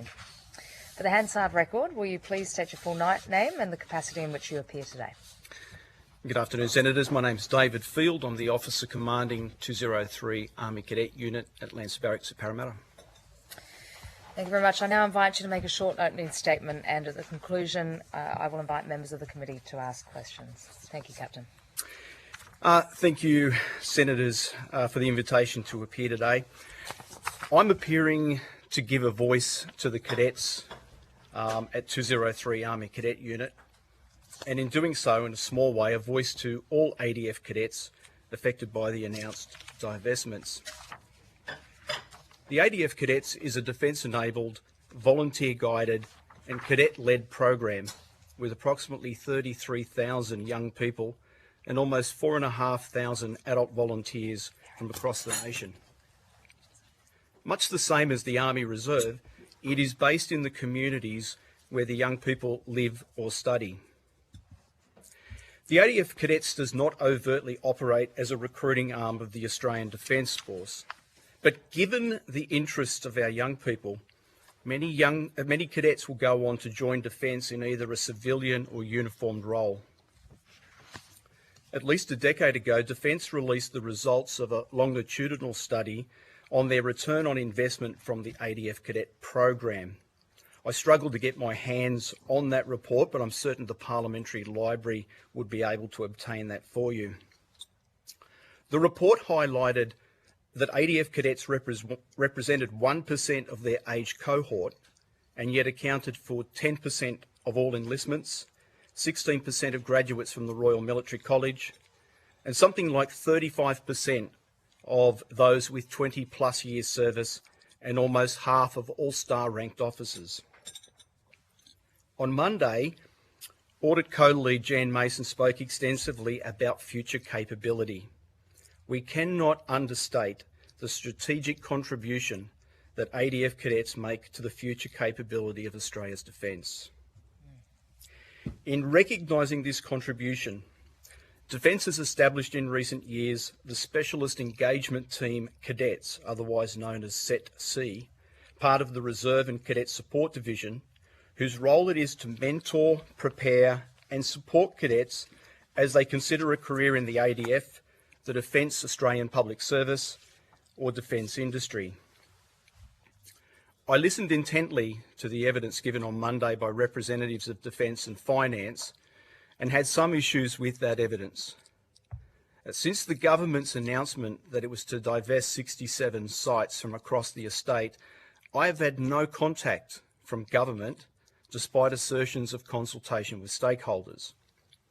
I did attend a town hall meeting soon after the announcement and a community walk-in this week, but not through any direct contact with me. I had to learn of these through word of mouth. The town hall was an opportunity for us to learn about the timeline and process rather than any meaningful dialogue. In their submission to this inquiry, Defence stated, Defence carefully assessed the impact on reserves and cadets as part of the government's response to the audit and has established a dedicated team to lead ongoing engagement with these groups. This work is focused on supporting retention and maintaining reserves and cadets within the same region. That careful assessment has produced little understanding. For my unit, relocation will have an enormous change, not only on how and where we parade, but more importantly, to our identity and our heritage. The unit will lose its name. It will lose its cultural link to the Royal New South Wales Lancers, and in losing that link to the oldest regiment in the Australian Army and to the association and museum to which we are members, we will lose those armoured corps traditions and structures which underpin our unit. Defence is committed to retaining cadets in the region, however the region is defined, but it won't be this unit. My colleagues at 248 Army Cadet Unit, which parades at Victoria Barracks, Sydney, are in a similar predicament. The unit's designation of 248 is a direct reference to 1848, the year that Victoria Barracks opened. The unit is named City of City, and in brackets, Gadigal. To my knowledge, it is the only Army Cadet unit with an Indigenous clan name. Defence has suggested that this cadet unit can relocate to Randwick Barracks, a mere 7 kilometres from their current location. But in doing so, they will lose their name. They will no longer be the City of Sydney. And retaining the name Gadigal would be problematic, as Randwick City Council states that Randwick is home to both the Gadigal and the Bidjigal clans. I am certain that Defence's careful assessment did not take any of these facts into consideration. Given the focus on metropolitan sites being identified for divestment, these moves have disproportionately impacted 22 Battalion Sydney North, which my unit belongs to. In addition to our unit at Leinster Barracks and 248 Army Cadet Unit at Victoria Barracks, the sale of Timor Barracks will dislocate our battalion headquarters, 204 Army Cadet Unit Parramatta, both of which are based at Timor Barracks, and 206 Army Cadet Unit North Sydney, which stores their equipment at Timor Barracks owing to them parading at a school. These are no doubt challenges for us to overcome and adapt to. However, it is vital that Defence engage with us meaningfully to better understand how relocation will impact us, what our needs are in any relocation, and to provide us with surety and security of tenure. Nobody will want to go through this again in 5 or 10 years. I'm happy to take any questions. Thank you very much, Captain. I might just kick off with a few questions, and I might just start with part of your opening statement just now about the impact of the name change. And on Monday, we talked about the potential name change of HMAS Cuttable to Defence Base Cuttable. Actually, I think it would be Defence Base Garden Island, given that it's down in that precinct. But the name Cuttable actually comes from the ferry that was sunk by a Japanese midget submarine. But I think the ferry that was called Cuttable, and we lost 21 lives on that, but the ferry that was named Cuttable, I believe, is potentially an Indigenous name. So it might not be the only site where you lose that link to Indigenous heritage as well. So I just, we heard that, the recommendations would be that you'd change the names of these sites, and let's say Leinster Barracks survived the sell-off, it would be called Defence Base Parramatta. Mm-hmm. What do you think that would do, not just to recruitment, but to retention? I think it would be confusing. I mean, once upon a time, we have experienced a relocation before because of divestment.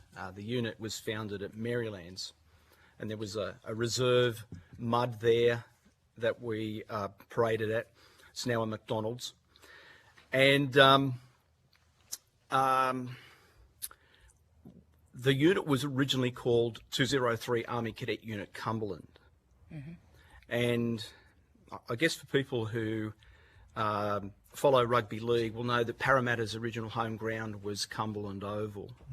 Mm-hmm. And so there was a connection to Cumberland and Parramatta. But Cumberland is a very, very large county. and there are other cadet units within Cumberland.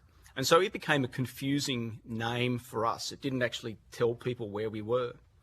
And so I understand that we're probably the only cadet unit in the country that it takes its name from its location, being the barracks, rather than Parramatta. The reason we're not called Parramatta is there's another unit that has the name Parramatta because they were originally Parramatta Marist High School. And so they've kept that name as part of their heritage. So in that sense, it would become inefficient to be calling it Defence Base Parramatta. It'd become confusing. Confusing. You wouldn't have it. HMAS Cuttlebull would be Defence Base Potts Point. It's got a ring to it, doesn't it? I just want to, you talked about the human asset of the Defence Force and cadets being such a huge part of that. So, what is it that motivates cadets to enrol? What does it do for them at that young age? I think a lot of them are looking for experience, and we live in an age where young people might play 3 or 4 different sports and be involved in a number of different youth groups. And so I think what they see in Army cadets is identity, because even though they're not members of the Australian Army, they share the identity through the uniform they wear, where they parade. I think that's what attracts them to serving with the cadets. And they get important leadership skills. I mean, you've got young people that come from not just Parramatta, is that correct? You've got people that come from all over Western Sydney. All over Sydney. Not all just over West, Sydney. All over Sydney. So we take them from as far south as Kingsgrove, as far east as Tempe, as far north as Cherrybrook. And I think Mount Druitt's probably the furthest west, but we're well represented west of Parramatta. And if, we've heard evidence that, the options for moving, cadets out of your important site would be to, for example, a local school. What impact does that have on that recruitment ability, on that identity that they're all trying to be a part of? Yeah, I mean, we're very fortunate to parade where we do. I don't know if you've been to Lancer Barracks yet, but it's a remarkable site, and we're very fortunate to have that as our home. But the issue for us with relocating to a school is it's a model that Defence is using that's worked elsewhere. But where it's worked is in remote parts of Australia where the school is the centre of the community. That's not the case in metropolitan Sydney. And our schools in Parramatta are really pressed for space. There's demand for a new school to open within the next 10 years, a new high school, because of the density of population that's happening in Parramatta. And so the footprint that we have at Lancer Barracks, we have our own footprint, and then we have a shared footprint with the regiment. But our own footprint wouldn't fit into a school very nicely.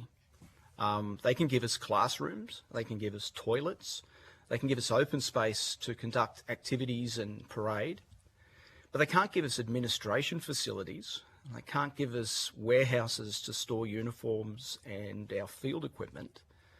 So I just don't see how that works. The parade ground, though, you can't just put into a school with the same kind of meaning attached to it. I mean, we heard on Monday about the particular significance of the Lancer Barracks parade ground. Every parade ground is highly significant, but you've also got ashes that are spread on that. But you can't just pick that up and put it somewhere else, can you? A living memorial. Cadets can parade anywhere. They can parade in the streets of Sydney, but the parade ground is the parade ground, and we wouldn't have that. Thank you. Senator Ciccone, do you have any questions? Well, just one. Just to clarify for the record, you said you did not receive any communications from Defence about... None at all. No internal communications through internal networks like cadet? So, not through my chain of command, but I did hear from the Lancer Regiment that something was coming up, and I should probably be there. I had no information about it. And you've obviously attended this information sessions that have been hosted by the Department of Defence. Have you raised any concerns at these sessions? Yeah, I spoke to a number of people from Defence and Finance and did raise that concern. Yeah. And that was helpful. It probably wasn't as colourful as Paddington, but it wasn't held in Parramatta either. It was held in Lidcombe. So it wasn't even in our community. Can you just state for the committee exactly how far Lidcombe is from Parramatta, please? It's probably a 20-minute drive during peak hour. So quite difficult for the community to get there and the people involved. Yeah. Yep. Okay. Yeah. If you want to talk about Parramatta's a good spot to do it, isn't it? I think there would have been a number of options to run it in Parramatta. Yeah, like there's a council, there's a barracks, There's the barracks there's there. multiple public There's meeting Parramatta places. Square. Yep. You know, it wouldn't, an organisation the size of Defence might have been able to find a venue in Parramatta. It was a joint Lancer Barracks, Timor Barracks community consultation, so it was probably considered that might have been a happy medium. Two separate sites, two separate issues, I would have thought. Yeah. All with the same grievance. Just to sum up your evidence today, would you say that selling Lancer Barracks would be an existential threat to 203 Army Cadet Unit? Look, Defence has said that it's committed to keeping cadets somewhere in the region, and I have every confidence that they will do that. They will come up with a location, whether that location is suitable for us or not. There will be some cadet presence in there. Will it be our unit? It might have people from our unit there, but we will lose so much of our cultural heritage that it will be a different unit. Just to be clear, for those who aren't familiar with Sydney geography, and I was maybe you threw me sideways. You've got Timor Barracks, and you've got Lancer Barracks, and then not connected at all with them is Lidcombe. Like it's not between either of them. It's just not either of spots. No, it's not connected it really in any meaningful way with either of the sites, and not between the two of them either. Just some random site. Yeah. You probably would have thought also with the department assessment that Lancer Barracks is underutilised, that perhaps they could have used one of the rooms there, but not on a Tuesday night. All right, well, thank you very much for appearing as a witness today. We appreciate your time, and any questions on notice, if you could please provide them to the committee by Friday the 22nd of May. Thank you, Captain. I now welcome Brigadier Kevin O'Brien, who I believe is appearing online today. I understand that information on parliamentary privilege and the protection of witnesses giving evidence to the Senate committees has been provided to you. For the Hansard record, will you please state your full name and the capacity in which you appear today? Well, good day. Well, my name is Kevin John O'Brien. I'm just a former Army officer, fairly long serving, who joined the Army at 17 and continued until I was 50. I've had particular experience in respect to this tribunal hearing. I was the head of Defence recruiting in the period 91 to 93, and later I was the first member of the Sydney Harbour Federation Trust and remained on that trust for 11 years. Thank you so much, Brigadier. Senator, do you have any questions? I think. He doesn't. You don't have any questions? I can, but I thought, did you want to go? I'm happy for you to go. I'll just ask a couple. Thank you, Brigadier, for your time today. Just wanted to ask, in terms of your submission, you make some very good points. You discussed some previous divestments of sites around the harbour. To make the best use out of this divestment in terms of adaptive reuse for all these sites, can you explain to the committee what lessons have been learnt from previous experiences? Well, I'm glad you asked me that. I think, having read the independent review audit report, it seems to me that they've not looked at anything that we learnt last time around. And, the huge lesson from 98 through to 2010 is that the whole idea that you could take defence lands, sell them off and make a profit is just an illusion that, is simply unachievable. And the lessons from that divestment were exactly that. I mean, it was, first of all, the Sydney Harbour Federation Trust, and I believe they're giving evidence, or have already given evidence. The fact is, they've made no money at all whatsoever. There was never enough funds to do all the decontamination.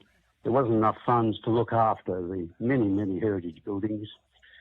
In the end, we chose to prioritise, good heritage sites. Some were demolished. Those that were immediately able to be adaptively reused, had to be done up. So all of these activities actually cost money. So Defence, the truth is that, of course, they got no money, and it cost money. So I can't recall the exact numbers now, but something like, say, Platypus at Neutral Bay, it was $45 million to do the decontamination. Cockatoo Island was 60, 70 million. The amounts of money are eye-watering, and they have to be done immediately before you can put them out for tender or look at options for reuse. So what it actually does, if you're talking about Department of Finance's ideas of making money, the truth is all it does is bring forward all of that remediation expenditure that has to be done, and then the doing of it under the ECBD Act and all of the heritage constraints is extremely complicated. You can't just, flick your fingers. And the way this report's written, it's as if the heritage is a problem that needs to be got rid of. But the truth is, particularly some of these particular sites like Victoria Barracks, I mean, these are very, very, very important heritage sites. And my experience from 13 years on the Trust, and I've had previous experience as well. I mean, in the period 97-98, I was sent to France. And I built the memorials at Hamel and Fromelles. The whole business of heritage is so important, but it's also very, very, very expensive. And it has to be done properly. You can't half do it. And so I don't think the authors of that report have looked at any previous experience. I think their report is just totally and utterly naive. I think any projections of financial return are just illusionary. There's not a possibility that any of that money would come back. If you pass it, say, to the Trust, then Defence doesn't get any money for that. That's just passed across. And the remediation remains the responsibility of Defence. So when the Trust goes out and gets tenders for someone to look at what's required to be done, Defence have to pay for it. So there's no money to be made. I mean, it is just an enormous pipe dream, and I just feel that the people who did this have just clearly had no idea what they're doing, and it just caused all of us a lot of pain. Yeah, I do note what you just said around the restriction of construction of new buildings has limited potential, particularly, I guess, with the site at Victoria Barracks that we saw earlier today. I mean, I guess my question to you is, can new construction be done in a way that is both sensitive and create opportunities for the community? Look, to be honest, I don't think you can. I think new construction just doesn't work. You're not going to build high-rise building in the middle of the parade ground at Paddington. I mean, it's just you know, as Mr. Keating said, I mean, it's just a crazy idea. But I mean, that's just the half of it. If you really want to look after heritage, the best solution is for Defence to keep the land, use it properly. If the people are saying the community can't go there, well, the community understands security issues. It doesn't mean the community can't go there for events. It doesn't mean that the scouts can't be there, the cadets can't be there, the historical societies can't be there, museums can't be there, open days can't be held. All of these things are part of the community. And you know, so one of the things I found out in relation to like the Middle Head department, when I know you had Julia Strange on earlier on, it's just amazing how much the community appreciates Defence. I didn't know it at the time. In fact, in the end, they asked me, and I wrote a book for them called Defending Middle Head. You won't have seen a copy, you won't have time to read it, but you know, I put the history down for them. It's just such an enormous story, and people just love it. I mean, so that's the history side of it. But from the Defence's point of view, not only does Defence lose that site, but the idea that the Defence Force will be better off someplace out in the backwoods or in the north of Australia is just crazy. I mean, but in terms of recruitment, you know, I did a study back in 1992 which showed that something like 5% of all cadets at Duntroon at the time had been cadets, and yet only less than 0.5% of that age people in Australia were cadets. So it was like a 10-to-1 advantage. So the whole career structure, the people who join the Defence Force don't join for money. They don't join because there's a fancy ad on TV. They join because of a whole range of very complicated but very much value-based ideas. They're not joining for a quick job down the corner. They're potentially going away a minimum of 4 years. They go overseas. They can go anywhere. They can be shot at. It is a major decision in their life. Now, the heritage sites and the population centres where this happens, the Australian population doesn't live in Darwin, you know, so having defence units in Darwin is counterproductive to recruiting. You actually need, in every capital city, at least one major historical site that's open to the community and just keeps the Defence Force in the public eye. Otherwise, if it becomes invisible, you just waste money, and the sort of people you get aren't the ones you need. So in my sort of era, I was a Boy Scout, school cadet, went to Duntroon at 17. Nearly all my class, including Sir Peter Cosgrove, were all cadets. And all of us stayed in 20, 30, 40 years. So, you know, retention is a critical factor here. Now, part of retention is that as you get older in your career, it's all well and good when you're young to go jumping out of helicopters and deploy to the field and go to Puckapunyal and go to Darwin. But as you become a more senior officer and perhaps get married, your children need to go to school. Your wife needs to find a job. Those places, those jobs for families are in cities. So we need a series of respite locations to balance an operational force. Now, the whole northern exposure idea, that came up in my era. So in the 90s, they introduced the army presence in North Appin, and the idea at the time was that a small group of, perhaps a battalion group, would go to Darwin and populate the north, and the Air Force bases would project, you know, power, Navy bases project power, and all that is very good and very sensible. But what seems to be happening here is there's a sort of an idea that, like a Normandy thing, that we're going to be invaded or something. I mean, it's just ludicrous to suggest that Darwin needs to be manned by 1/3 of the army. You know, the truth is that the Defence Force needs to have a balanced series of locations. They need to have somewhere which makes us part of the community, where you know, soldiers are valued, sailors and airmen are valued. They mix and seen. They're not out of sight. That's at one end. They also need respite posting to come back to the city. And heritage, as seen by the resurgence of Anzac Day, is such an important part of a career. I mean, people join the army for all sorts of... It's hard to pin down the reasons, but there's no doubt about it that heritage and cultural values play a very, very important part.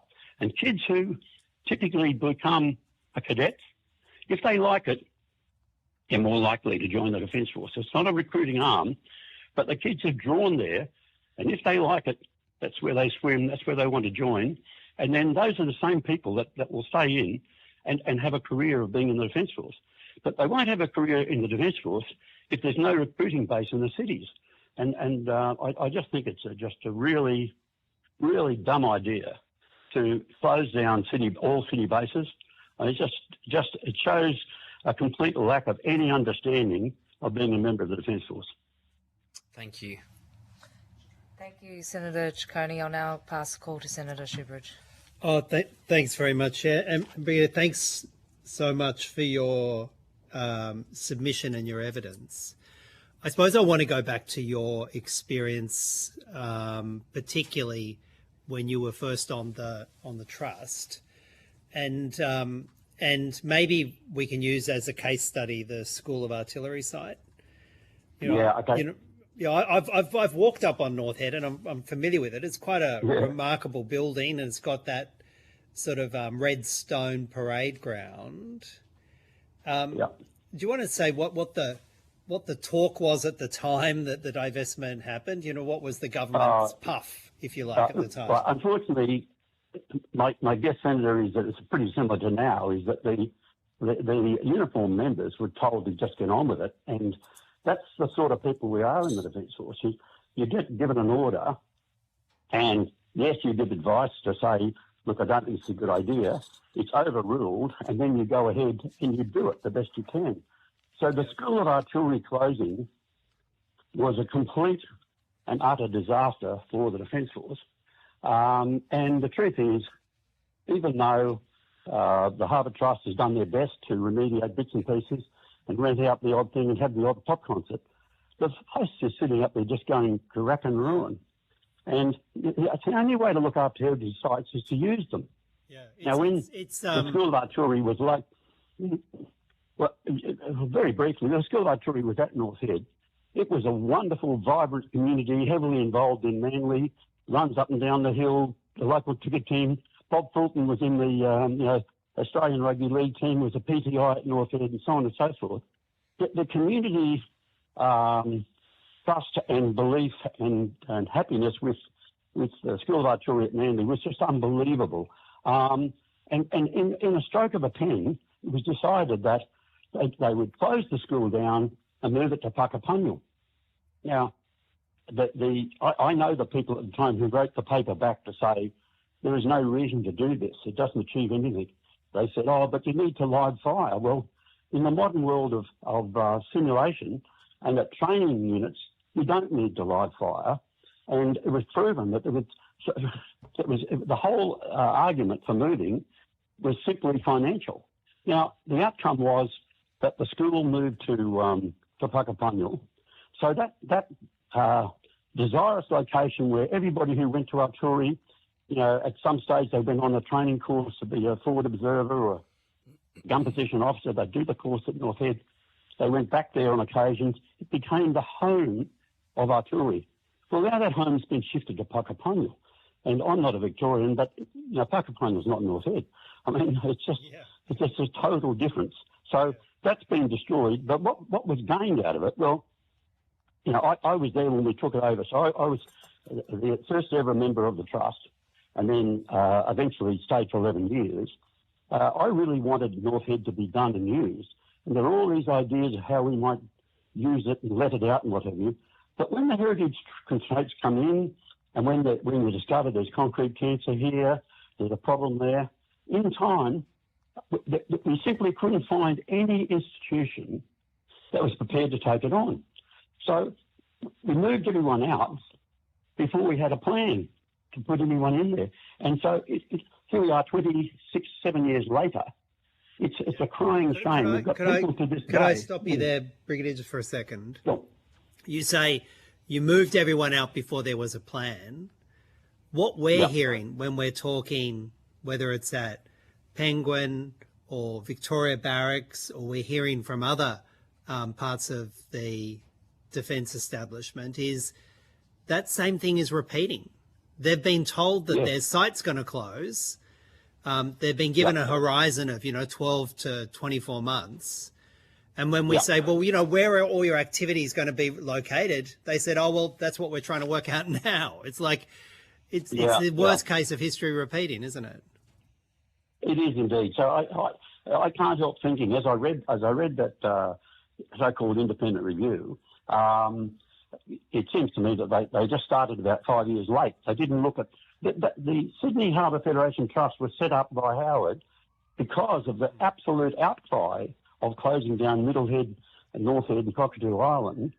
And we're the trustees. I mean, we walked in, four people, no money, no plan, and we had to start from scratch. And I mean, it's just a crazy way to do business. Who would do that with that incredibly valuable real estate? Well, it turns out the federal Labor government would do that. But could we just quickly when we've asked the department and we asked the reviewers how long they spent on these different sites, they didn't spend more than a day on any one of these sites. Well, now I just want to ask you, say for example the relocation of the School of Artillery, which you're familiar with. Could you get any understanding of the complexity of that decision could you have got an understanding of the complexity of that decision by being on site for a day? No, of course not. No, I mean, the whole thing is there seems to be somehow or other in there's a dollar sign in somebody's eyes, and you hear this figure bandied around, we'll make $3 billion out of it. I can tell you now, on that 15 odd years of experience in that game, and I was actually on the Defence Edition Review in 1997. I was one of the senior officers on it. This is a total and utter illusion. There is no money. They will make no money. The heritage will go downhill, and the defence units will lose out. This is a lose, lose, lose plan. I mean, it's the dumbest idea I've ever heard. Well, that's a neat summary. Thanks, Brigadier. Thank you, Senator Shoebridge. I'll now pass the call to Senator Ciccone. He started. No, you started. Oh, sorry. All right, off to me. I will pass the call to myself. Well, thank you, Brigadier, for your evidence today. I just wanted to ask about, recruiting. You brought up the issues of recruiting in metropolitan centres and taking that out of metropolitan centres on the eastern and southern coasts. But what's the value of recruiting from sites such as Victoria Barracks, where you've got such significant military history? Well, it works both ways. Look, I know you're giving me a sort of almost a Dorothy Dixer there. The answer is yes. First of all, the most efficient way of recruiting is word of mouth. That's the truth of it. I found in my time, I gave money back from our marketing budget because we concentrated on giving leadership awards to school cadet units, to Boy Scouts organisations, like-minded areas, schools, visiting schools, working with careers teachers, and the population centre. That's where there's 5 million people in Sydney, and so you need people to do that. You need career recruiters, but also just a captain serving at a headquarters at, say, Victoria Barracks. He's got a family, a circle of friends. A lot of these captains are involved in, as I was, in the school committees, getting involved in school sporting teams, coaching. That connection through the network has an intangible value for recruiting. Putting an ad on TV during the cricket is simply a waste of time. I cancelled all those ads. It was just a complete waste of money. When I left recruiting, we were recruiting 8,000 a year. The year I left, it was decided to outsource recruiting So once again, this whole privatisation, outsourcing, marketing people can do it better, advertising companies know more. Well, within 2 years, they'd halved the number of recruits and they doubled the amount of money they were spending on marketing. So, I mean, it's just not cost effective.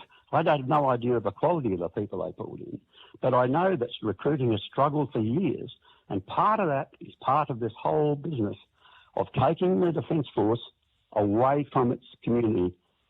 We have to be in location with the community, and the heritage values in respect to, say, Victoria Barracks. I mean, I can't tell you how many people have approached me. I live up on the Gold Coast. People everywhere are coming up to me. Alan, what do you think about this? What are they doing down there? Don't they have any? It's emotionally, it is a really silly thing to do. It's letting down the people of Australia, the thousands of people who turn out.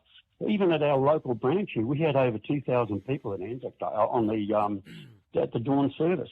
I mean, these people are being let down by some crazy financial idea led by finance who are saying, oh, but we can make some money. I mean, it's not about money. Being a soldier, sailor or airman, is not about money. We actually don't care about money. And I guess your evidence has shown that the financial argument doesn't really stack up anyway. Well, I don't think. Yeah, I don't. Just something. Look, I don't think it does. I mean, you only have to look at the Sydney Harbour Federation Trust books. They have never made a profit, and they're always going cap in hand to government for more and more money. So even maintaining what they've got, and some of the places they've got, like you take Middlehead for example, the deterioration of Middlehead. I'm sad to say, and I was a trustee, so I take some of this on my shoulders. It's quite terrible what's happened. So Army handed over some barracks that were in perfect condition the soldiers lived in. Now they want to demolish the buildings because they're in such terrible shape. So even the trust with, I don't know how many hundreds of millions of dollars have gone to the trust, have been unable to maintain the properties to any extent. In fact, they're going to be demolished. So my experience from all the years of this is that the only way to look after the heritage is to use it, actually use it. Put people in there who are community facing and use those buildings. It's the day-to-day use. There's somebody mowing the lawn, somebody tripping this up that makes it work. And just putting it out to an organisation, even though the trust's got all the infrastructure now, they've got the hierarchy, so they could take on something like Penguin at Middlehead. They could just seamlessly take that on. They've got the structure to do it. But don't think they're going to make any money out of it. The first thing they're going to ask for is 30 or 40 million to do it up. Do you think the assessors gave any consideration to the impact of the divestment of the sell-off to recruitment and retention? These issues that you're talking about. Do you think any of that impact assessment has been incorporated into their assessment of as to whether they should sell off these sites? Look, the short answer to that is no. I don't think they've looked at that in any way, shape or form. They've clearly got no idea about any of that.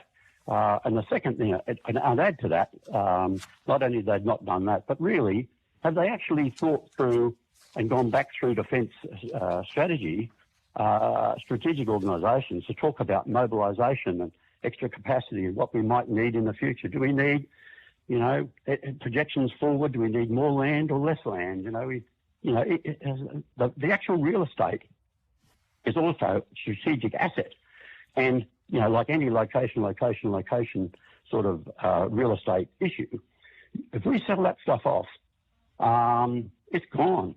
And then how will you do it? I mean, if we do have to, does anyone think that the size of the Australian Defence Force is going to be big enough for a future conflict? Now, none of us know what that might be, where it might be, but I would suggest that the whole idea of selling off everything in cities and putting everything, let's say in Darwin, is just crazy. I mean, it doesn't have any common sense whatsoever strategically, let alone from the point of view, which is your question, which is what its effect on retention and recruitment. Well, I think we saw with the total circumnavigation of our country last year by the PLA Navy that not everything is about the northern part of Australia, and we still need to be protected on the southern side as well. Just a question on rifle ranges. I mean, your experience with remediation, their advice is to sell off. I think they've identified about 6 rifle ranges. I think there's about 6 more that are being assessed. Do you have any sort of experience or advice on how much it would cost to remediate those sites? Well, if they're just firing, inverted commas, dumb bullets, then it's just lead and copper and what's in bits and pieces that are out there. But if there's been any firing of ordnance, like mortars or artillery, then unexploded ordnance and finding that is just almost impossible. Impossible. Interesting. And we did visit. We did see a simulated firing range today, which is pretty extraordinary. But that's under pressure in terms of the bookings. Do you think that closing down the rifle ranges will put pressure on the other sites that remain open for our troops to go and do their weapons training? Yeah, well, it's not my particular area of expertise. I was an artillery officer, so I know a lot about firing artillery and artillery ranges. But the truth is you do need rifle ranges, and they need to be within a reasonable distance of the training areas and the training units, which brings you back to the cities in the first place. And you can't have everything. The idea of shifting the Defence Force remotely and closing and then going close to the city, I think that's the essence of the problem here. There's no doubt that some of these places they've identified aren't used and aren't required. I'm happy to go with that as well. But I think there must be a series of high priority units of locations in the key capital cities that are required. And then in the more outlier places like Tasmania, which very much is a reserve area, reserve troops area, they clearly need ranges. Now, I can't believe that what the cost of maintaining a range is, other than having a fence. And most of these places only have a range control officer and one other. I mean, they're not staff intensive. We're not maintaining buildings. So I don't know. I haven't seen the cost effectiveness studies on these things, but I can't imagine that these are very expensive. I can see that there might be attraction for real estate, but I don't see that it's a sunk cost for defence. We got those ranges 50 years ago or more. Yeah, and of course, all the recommendations in the report were supposed to be costed, but there doesn't seem to be, to your point before about having no plan, there is no costings in there for the extra travel that all of these units are going to have to do their weapons training, at least annually, travel further afield. Well, just to add to your point there, it's not just the cost of travel. If you're a reservist, if you're a volunteer to a cadet unit or a volunteer to join a reserve unit, it's not the cost of going from your home, after work on a Thursday night. So I've been an adjutant of a reserve unit. They all parade on, one night a week and one weekend a month, and an annual camp. But it has to be reasonably close to your home. People aren't going to jump in their car, petrol price or whatever, and drive miles and miles and miles and miles. So I'll do it for a little while, but then they'll give up and give it away. So if we follow the track they're talking about of having multi-unit bases in the middle of somewhere else, in the end there'll just be nobody in them. I mean, it's almost as if this has been plotted by someone from overseas to try and destroy the Defence Force. Just my final question, Brigadier. You mentioned before that protests from the Army were ignored about the School of Artillery and the men were ordered to just get on with it. Yeah. Do you feel like that's happened again this time around? Oh, absolutely, for certain. Look, I don't have any direct knowledge of what directives have come out from defence through to uniformed people, but I can assure, there is absolutely will be no doubt whatsoever that Army commanders have been told to shut up. Yeah. General Directive 1, do it even if it's dumb. That's correct. Yeah. On that note, thank you very much, Brigadier. I appreciate your evidence today and appearing as a witness. I hope I haven't shocked you, but anyway. Thank you very much for listening. Thank you for your time. And thank you so much. Committee would appreciate it if any responses to question or notice provided by Friday, the 22nd of May. Okay, thank you. Thank you, Brigadier. I now welcome the Australian Strategic Policy Institute on teleconference, and I understand that information on parliamentary privilege and the protection of witnesses giving evidence to the Senate committees has been provided to you. And for the Hansard record, will you please state your full name and the capacity in which you appear today? Hello, my name is Raylene Mockhorst and I'm the Deputy Director of National Security Programs at ASPI. Thank you very much. Would you like to make a short opening statement? Yes, I would. Thank you, Chair, and thank you to the committee for the opportunity to appear today. For context, over the course of my 30-year career, I've engaged in the defence of state in multiple ways. I've worked at Campbell Park offices, Defence Plaza Sydney, and buildings that no longer exist, such as Building K at Russell offices. As a former military spouse, I've experienced 2 postings, and I've worked at Lewin Barracks and RAF Edinburgh. As an officer cadet with Sydney University Regiment, I paraded at the Canberra Depot, which is now the site of apartments, and I trained at Holsworthy, Singleton and Coltana. And as a peacekeeper on Operation Belize in Bougainville, I undertook pre-deployment training in Bamaga, Thursday Island and the Torres Strait. Over the course of my consulting career, I've worked across the entire infrastructure lifecycle for defence, as well as health and social infrastructure. In my current role at ASPI, I analyse the defence of state as a fundamental input to capability and national resilience. I believe my views are grounded in practical experience, operational exposure and policy analysis. The central point is this: the defence of state is not a property portfolio, it's a strategic infrastructure. It underpins force generation, sustainment, workforce distribution and operational readiness. In a more congested strategic environment, estate decisions should be treated as capability decisions. The core issue is whether estate management can be demonstrated, measured and independently assured. At present, public reporting remains fragmented across SEG, CASG, GLIO, ASA and the emerging delivery structures such as the Defence Delivery Agency. Parliament can observe the direction of travel but cannot fully verify the outcome. The 2026 Defence Estate Audit correctly identifies estate inefficiencies and long-term maintenance pressures. But the audit should be understood as the beginning of the reform and not the end of analysis and not the basis for final divestment decisions. The real issue is not just what to sell, but how the estate was allowed to deteriorate to the point where maintenance costs now justify disposal, and whether divestment is being used to mask rather than correct systemic underinvestment or mismanagement. My concern is that the implementation is now moving faster than the assurance architecture around it.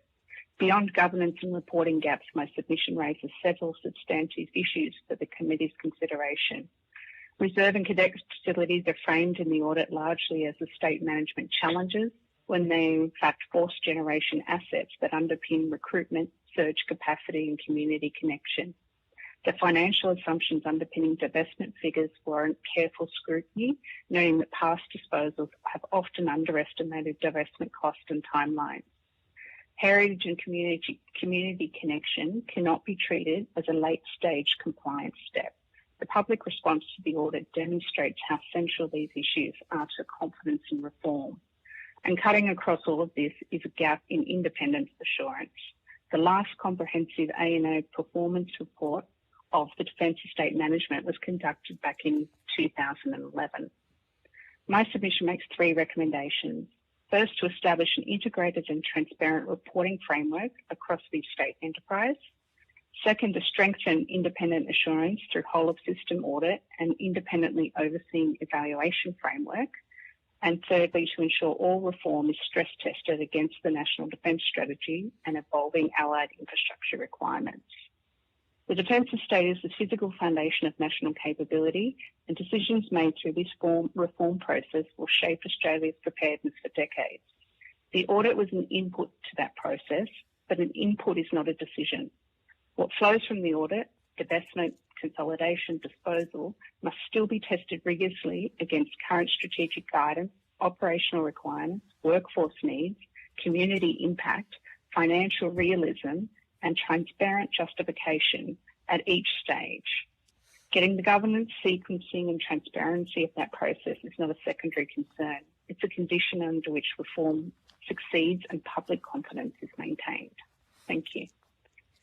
Thank you so much, Ms. Lockhurst. I might kick off, if that's okay with my colleagues. ASPI has consistently warned about Australia's worsening strategic environment. Do you believe that the Defence Estate audit reflects that urgency? No. I think the audit is an accounting exercise in which to get some short-term capital investment without thinking about the long-term implications. Would you agree that the strategic environment is unpredictable? Yes, it is.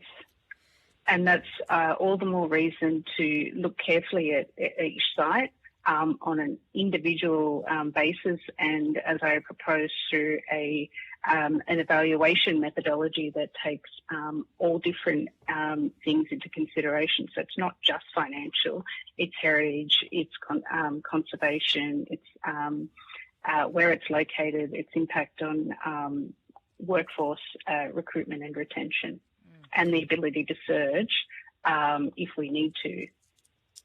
Yeah, so the audit report was saying that it was assessing whether the Defence Estate was fit for purpose. Would you agree that Defence Force's role is to prepare for the worst case scenario and the unexpected? Yes, and the Defence Estate and the logistics and systems that sustain it are what enables our Defence Force to be able to operate. So if we don't have the right facilities and as well as those other inputs such as fuel and food and munitions in the right place at the right time, then we won't be able to operate. What do you think China's circumnavigation of Australia last year meant for the ADF's posture? Oh, it should have been a wake-up call. It was urgent at the time, but it shows just, I guess, that we are an island nation, we are vulnerable, and that we need to be sure that we do have the ADF in positions all around Australia. The northern area is vitally important, but it showed us that I think, like you said earlier, that we can't ignore that to the detriment of the south, and particularly what's happening in the Southern Ocean and in Antarctica. Well, thank you so much, Ms. Lockhurst. I might pass to my colleague, Senator Shoebridge. Oh, thanks, Chair. Thanks for your submission. If you wanted to do a serious review of the Defence Estate, how would you go about it? Would this, and maybe you could reflect upon the process for this review, as against what you think would be a serious strategic review of the Defence Estate? I guess. Well, I'm not an auditor. Neither of these reviewers were auditors either, and they expressly said they weren't auditors, and they said they didn't do an audit. So okay. you're in a not very exclusive club. Well, definitely, it's about understanding what you have and mapping it to what you need in terms of capability and understanding where your gaps and opportunities are. So, but the Defence Estate doesn't operate in isolation. It can't operate without roads and train networks and logistics and supplies. So I would be looking at it in terms of the current national defence strategy, but also, I guess, keeping the option to be able to make changes in the future at a much quicker pace than we have. Like the last two NDSs have said that our strategic circumstances are deteriorating at a much rapidly faster pace. So if we sell off all of our assets just because it reduces maintenance costs or it makes it easier, if we need to pivot and change for some reason and we don't have those assets, I think we'll be in a world of trouble, and we can't rely upon our logistic networks as they stand right now. If we need to get equipment from Bandiana or Victoria up to the north or over to the west, because we have very poor national logistics networks, and they're very vulnerable to climate change and to extreme weather events. Well, I mean, what we've heard is that the two reviewers between them saw all 67 sites. They didn't all go to both. They never spent more than a day in any one site. And, you know, let's just take Victoria Barracks. It's an incredibly complex site, you know, historically and heritage, but the defence operations in Victoria Barracks in Sydney are incredibly complex. You really couldn't get your head around what it did in a day, could you? No.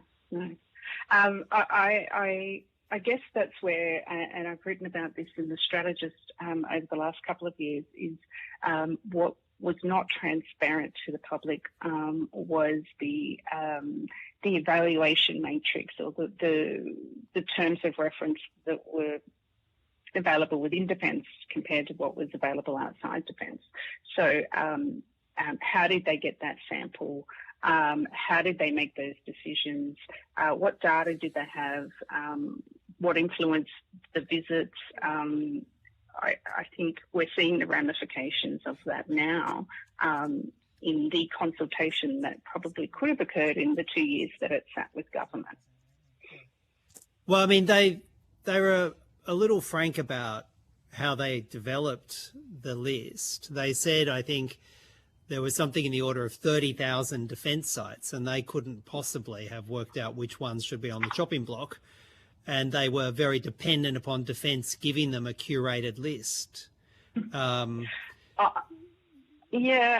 find as a previous, you know, I've consulted in the past, and I think, you know, what you need to come up with your own list. I have a spreadsheet of all the defence sites because I track them, and not the minor ones, like the tiny little ones, but the major bases and the other ones that are key inputs to capability.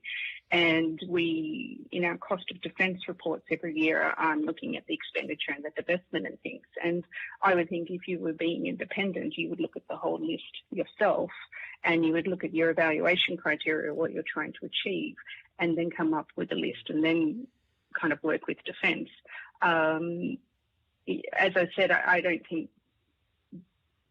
think this was a desktop kind of accounting exercise rather than a proper, economic and financial appraisal that you would normally do for other business cases or divestments across other portfolios. Yeah, it looks very much like a sort of real estate accounting review rather than any kind of genuine defence review, looking at how sites have to interact, let alone looking at the complexity of the operations on any one site and the impact of relocating them. Yes, I was just listening to the last one, and I know for a fact, having been to the Pilbara last year, that the loss of the rifle range for the Pilbara Regiment is going to be extreme. They're 1,500 kilometres from Perth. They were a 3.5-hour flight, and it's such an important role in deterrence and for if there was a conflict in the north in the future. Yeah. That's just Well, one maybe they example. were told by Defence there's minimal traffic and you get there quite readily. But you know, that seems to be what we have here, not a genuine audit or even a genuine attempt at an audit, but more like an accounting real estate exercise that potentially can do significant harm to Defence. That's what I'm beginning to form a view myself.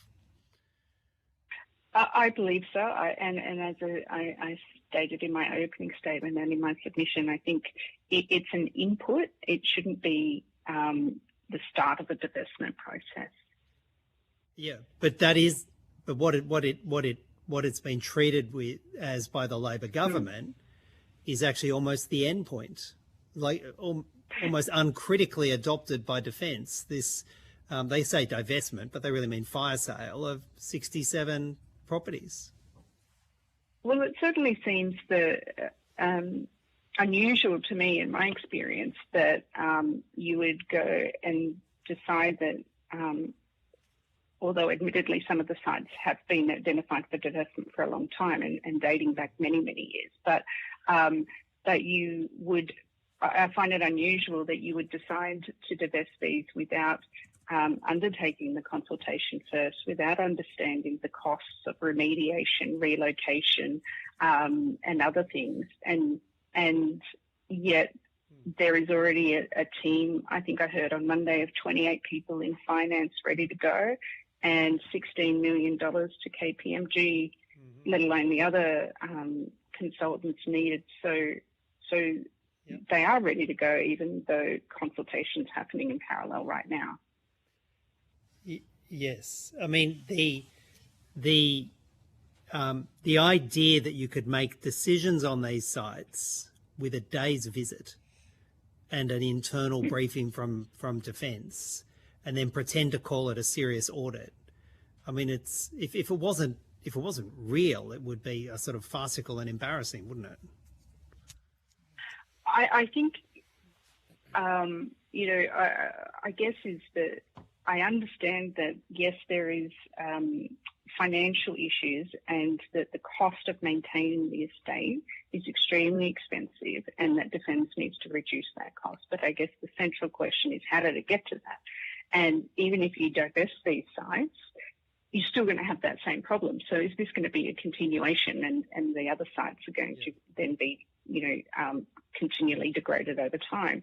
The supposed $1.8 billion net profit, I don't believe has been fully investigated. We don't know what the escalation costs, we don't know what the transition relocation costs are, the remediation complexity, heritage obligations, and we don't even have, I don't think that's even counted the cost of the staff working in finance and Defence, their time in, you know, planning and delivering these sales. So I would say that your 1.8 billion would be definitely less than $1 billion, and it's not going to come all at once. So if you sell a site here and there, how's that going to go back into help Defence capability investment? Let alone all the internal costs inside Defence when, you know, you're packing up commands, you're relocating staff, you're, you know, that structural costs of people just not being able to do their defence job because they're moving from, I don't know, North Head to Puckapunyal. But then the lifetime of costs when you're in the Pilbara and trying to use the rifle range in Perth and you've got to make that 3-hour drive all the time, that lifetime of costs will add up as well, but of course that won't be taken into assessment. Well, you know, maybe there's someone floating around wanting to get the contract for Defence transport going forward. They might make some money out of it. Yeah. Thanks very much. Thank you, Senator Shoebridge. Senator Ciccone, I'll pass for you. Thanks, Chair. I guess we've heard today in our previous hearing, many sites listed for divestment were listed as surplus or listed for divestment in previous reviews. Why do you think that this consolidation of these sites hasn't happened until now? Sorry, why do I think Why haven't this process played out until now? The consolidation of sites hasn't happened until now, given previous reviews. it would be great to know the answer to that question.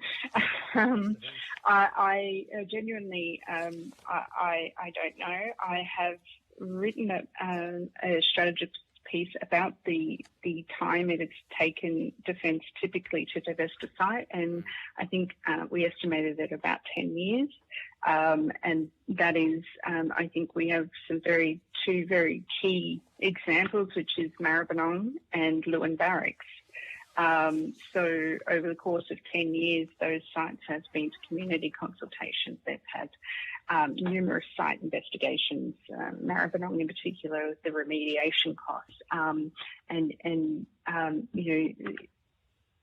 yet they still haven't been sold. I don't know why that is so, and I guess that is part of the reason. And I am guessing that why they've chosen to hand these sites over to finance to divest. I mean, I'm not sure if you're able to explain or how you see Defence's need to orient capability around the country, given I think some recent research that ASPI has done on building ADF capacity and capability. Is there something that you see that Defence needs to focus on its assets as part of that research or research that's been conducted by ASPI in the past? I think, and we've been talking about this, is that we need to be looking at national resilience and the defence estate and the logistics that underpin it are absolutely essential to delivering or enabling our ADF to operate. So we need to be looking at it as an ecosystem as a whole, not rather than a separate entity. And I think at the moment we have Defence Estate and they deliver their projects and have their budget, which has increasingly become less transparent in the PBS and the annual reports over the last few years. AUKUS is separated into a separate budget, and we have no visibility of the breakdown of expenditure there. GWIO is separated out. We've got naval shipbuilding separated out, and then we're going to have the Defence Delivery Agency for the other CASG capabilities. So we're actually, I think it's going to be harder to work out how the estate supports capability when it's separated across so many agencies. So from your end then, what is the strategic, I guess, importance of having an estate footprint that is fit for purpose, and I guess the costs of not doing so? The cost of not doing so is not being able to operate and protect Australia. So if we don't have a fit-for-purpose estate in the right place, we can't have people in the right place at the right time. We're a remote country. We have vast distances to travel, and we need to make sure that the estate is fit for purpose consistently around Australia. I'm not explaining this properly, but it's not all concentrated in the north. It's very important to have those in the north, but that we have the estate in the right location in every part of the country. So I know that the Tasmania is impacted in this audit, but as we heard earlier, with the Chinese circumnavigation of Australia, and we've seen increased activity in the southern oceans and in Antarctica. So that makes it all the more important to also focus on our southern states as well, not just Perth and Darwin, but making sure we have it all around Australia. Okay, so just a bit further into that then how does this fit into the findings of the DSR and the NDS? Oh, sorry, you cut out there. Could you repeat that question? So how does, based on what you've just told the committee, how does this fit into the findings of the DSR and the NDS? I haven't had an opportunity, to be honest, to actually delve that deep into this subject. I apologise. I've been in Darwin for the last 2 weeks attending defence activities, so I can take that on notice if that helps. That would be great. Yeah, no, that would be good. I know we've had other people from ASPI provide evidence in the past to this committee on other matters, but I know the importance of the ADF needing to, I guess, modernise and their support of the DSR. But I was just intrigued if you could take it on notice, that particular aspect, and come back to us. That would be great. Thanks, Chair. No problem. Thanks, Senator Ciccone. I might just follow up with one final question before we close. Ms Lockhurst, the report was commissioned and delivered with analysis in 2023. Since then, we've had the PLA Navy circumnavigate Australia. We've also had the PLA Navy come off the coast of Cairns, just close to our EEZ.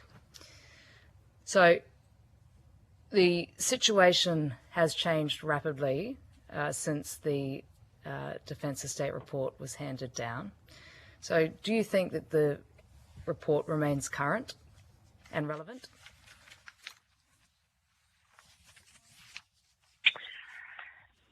It's my personal view. I don't think.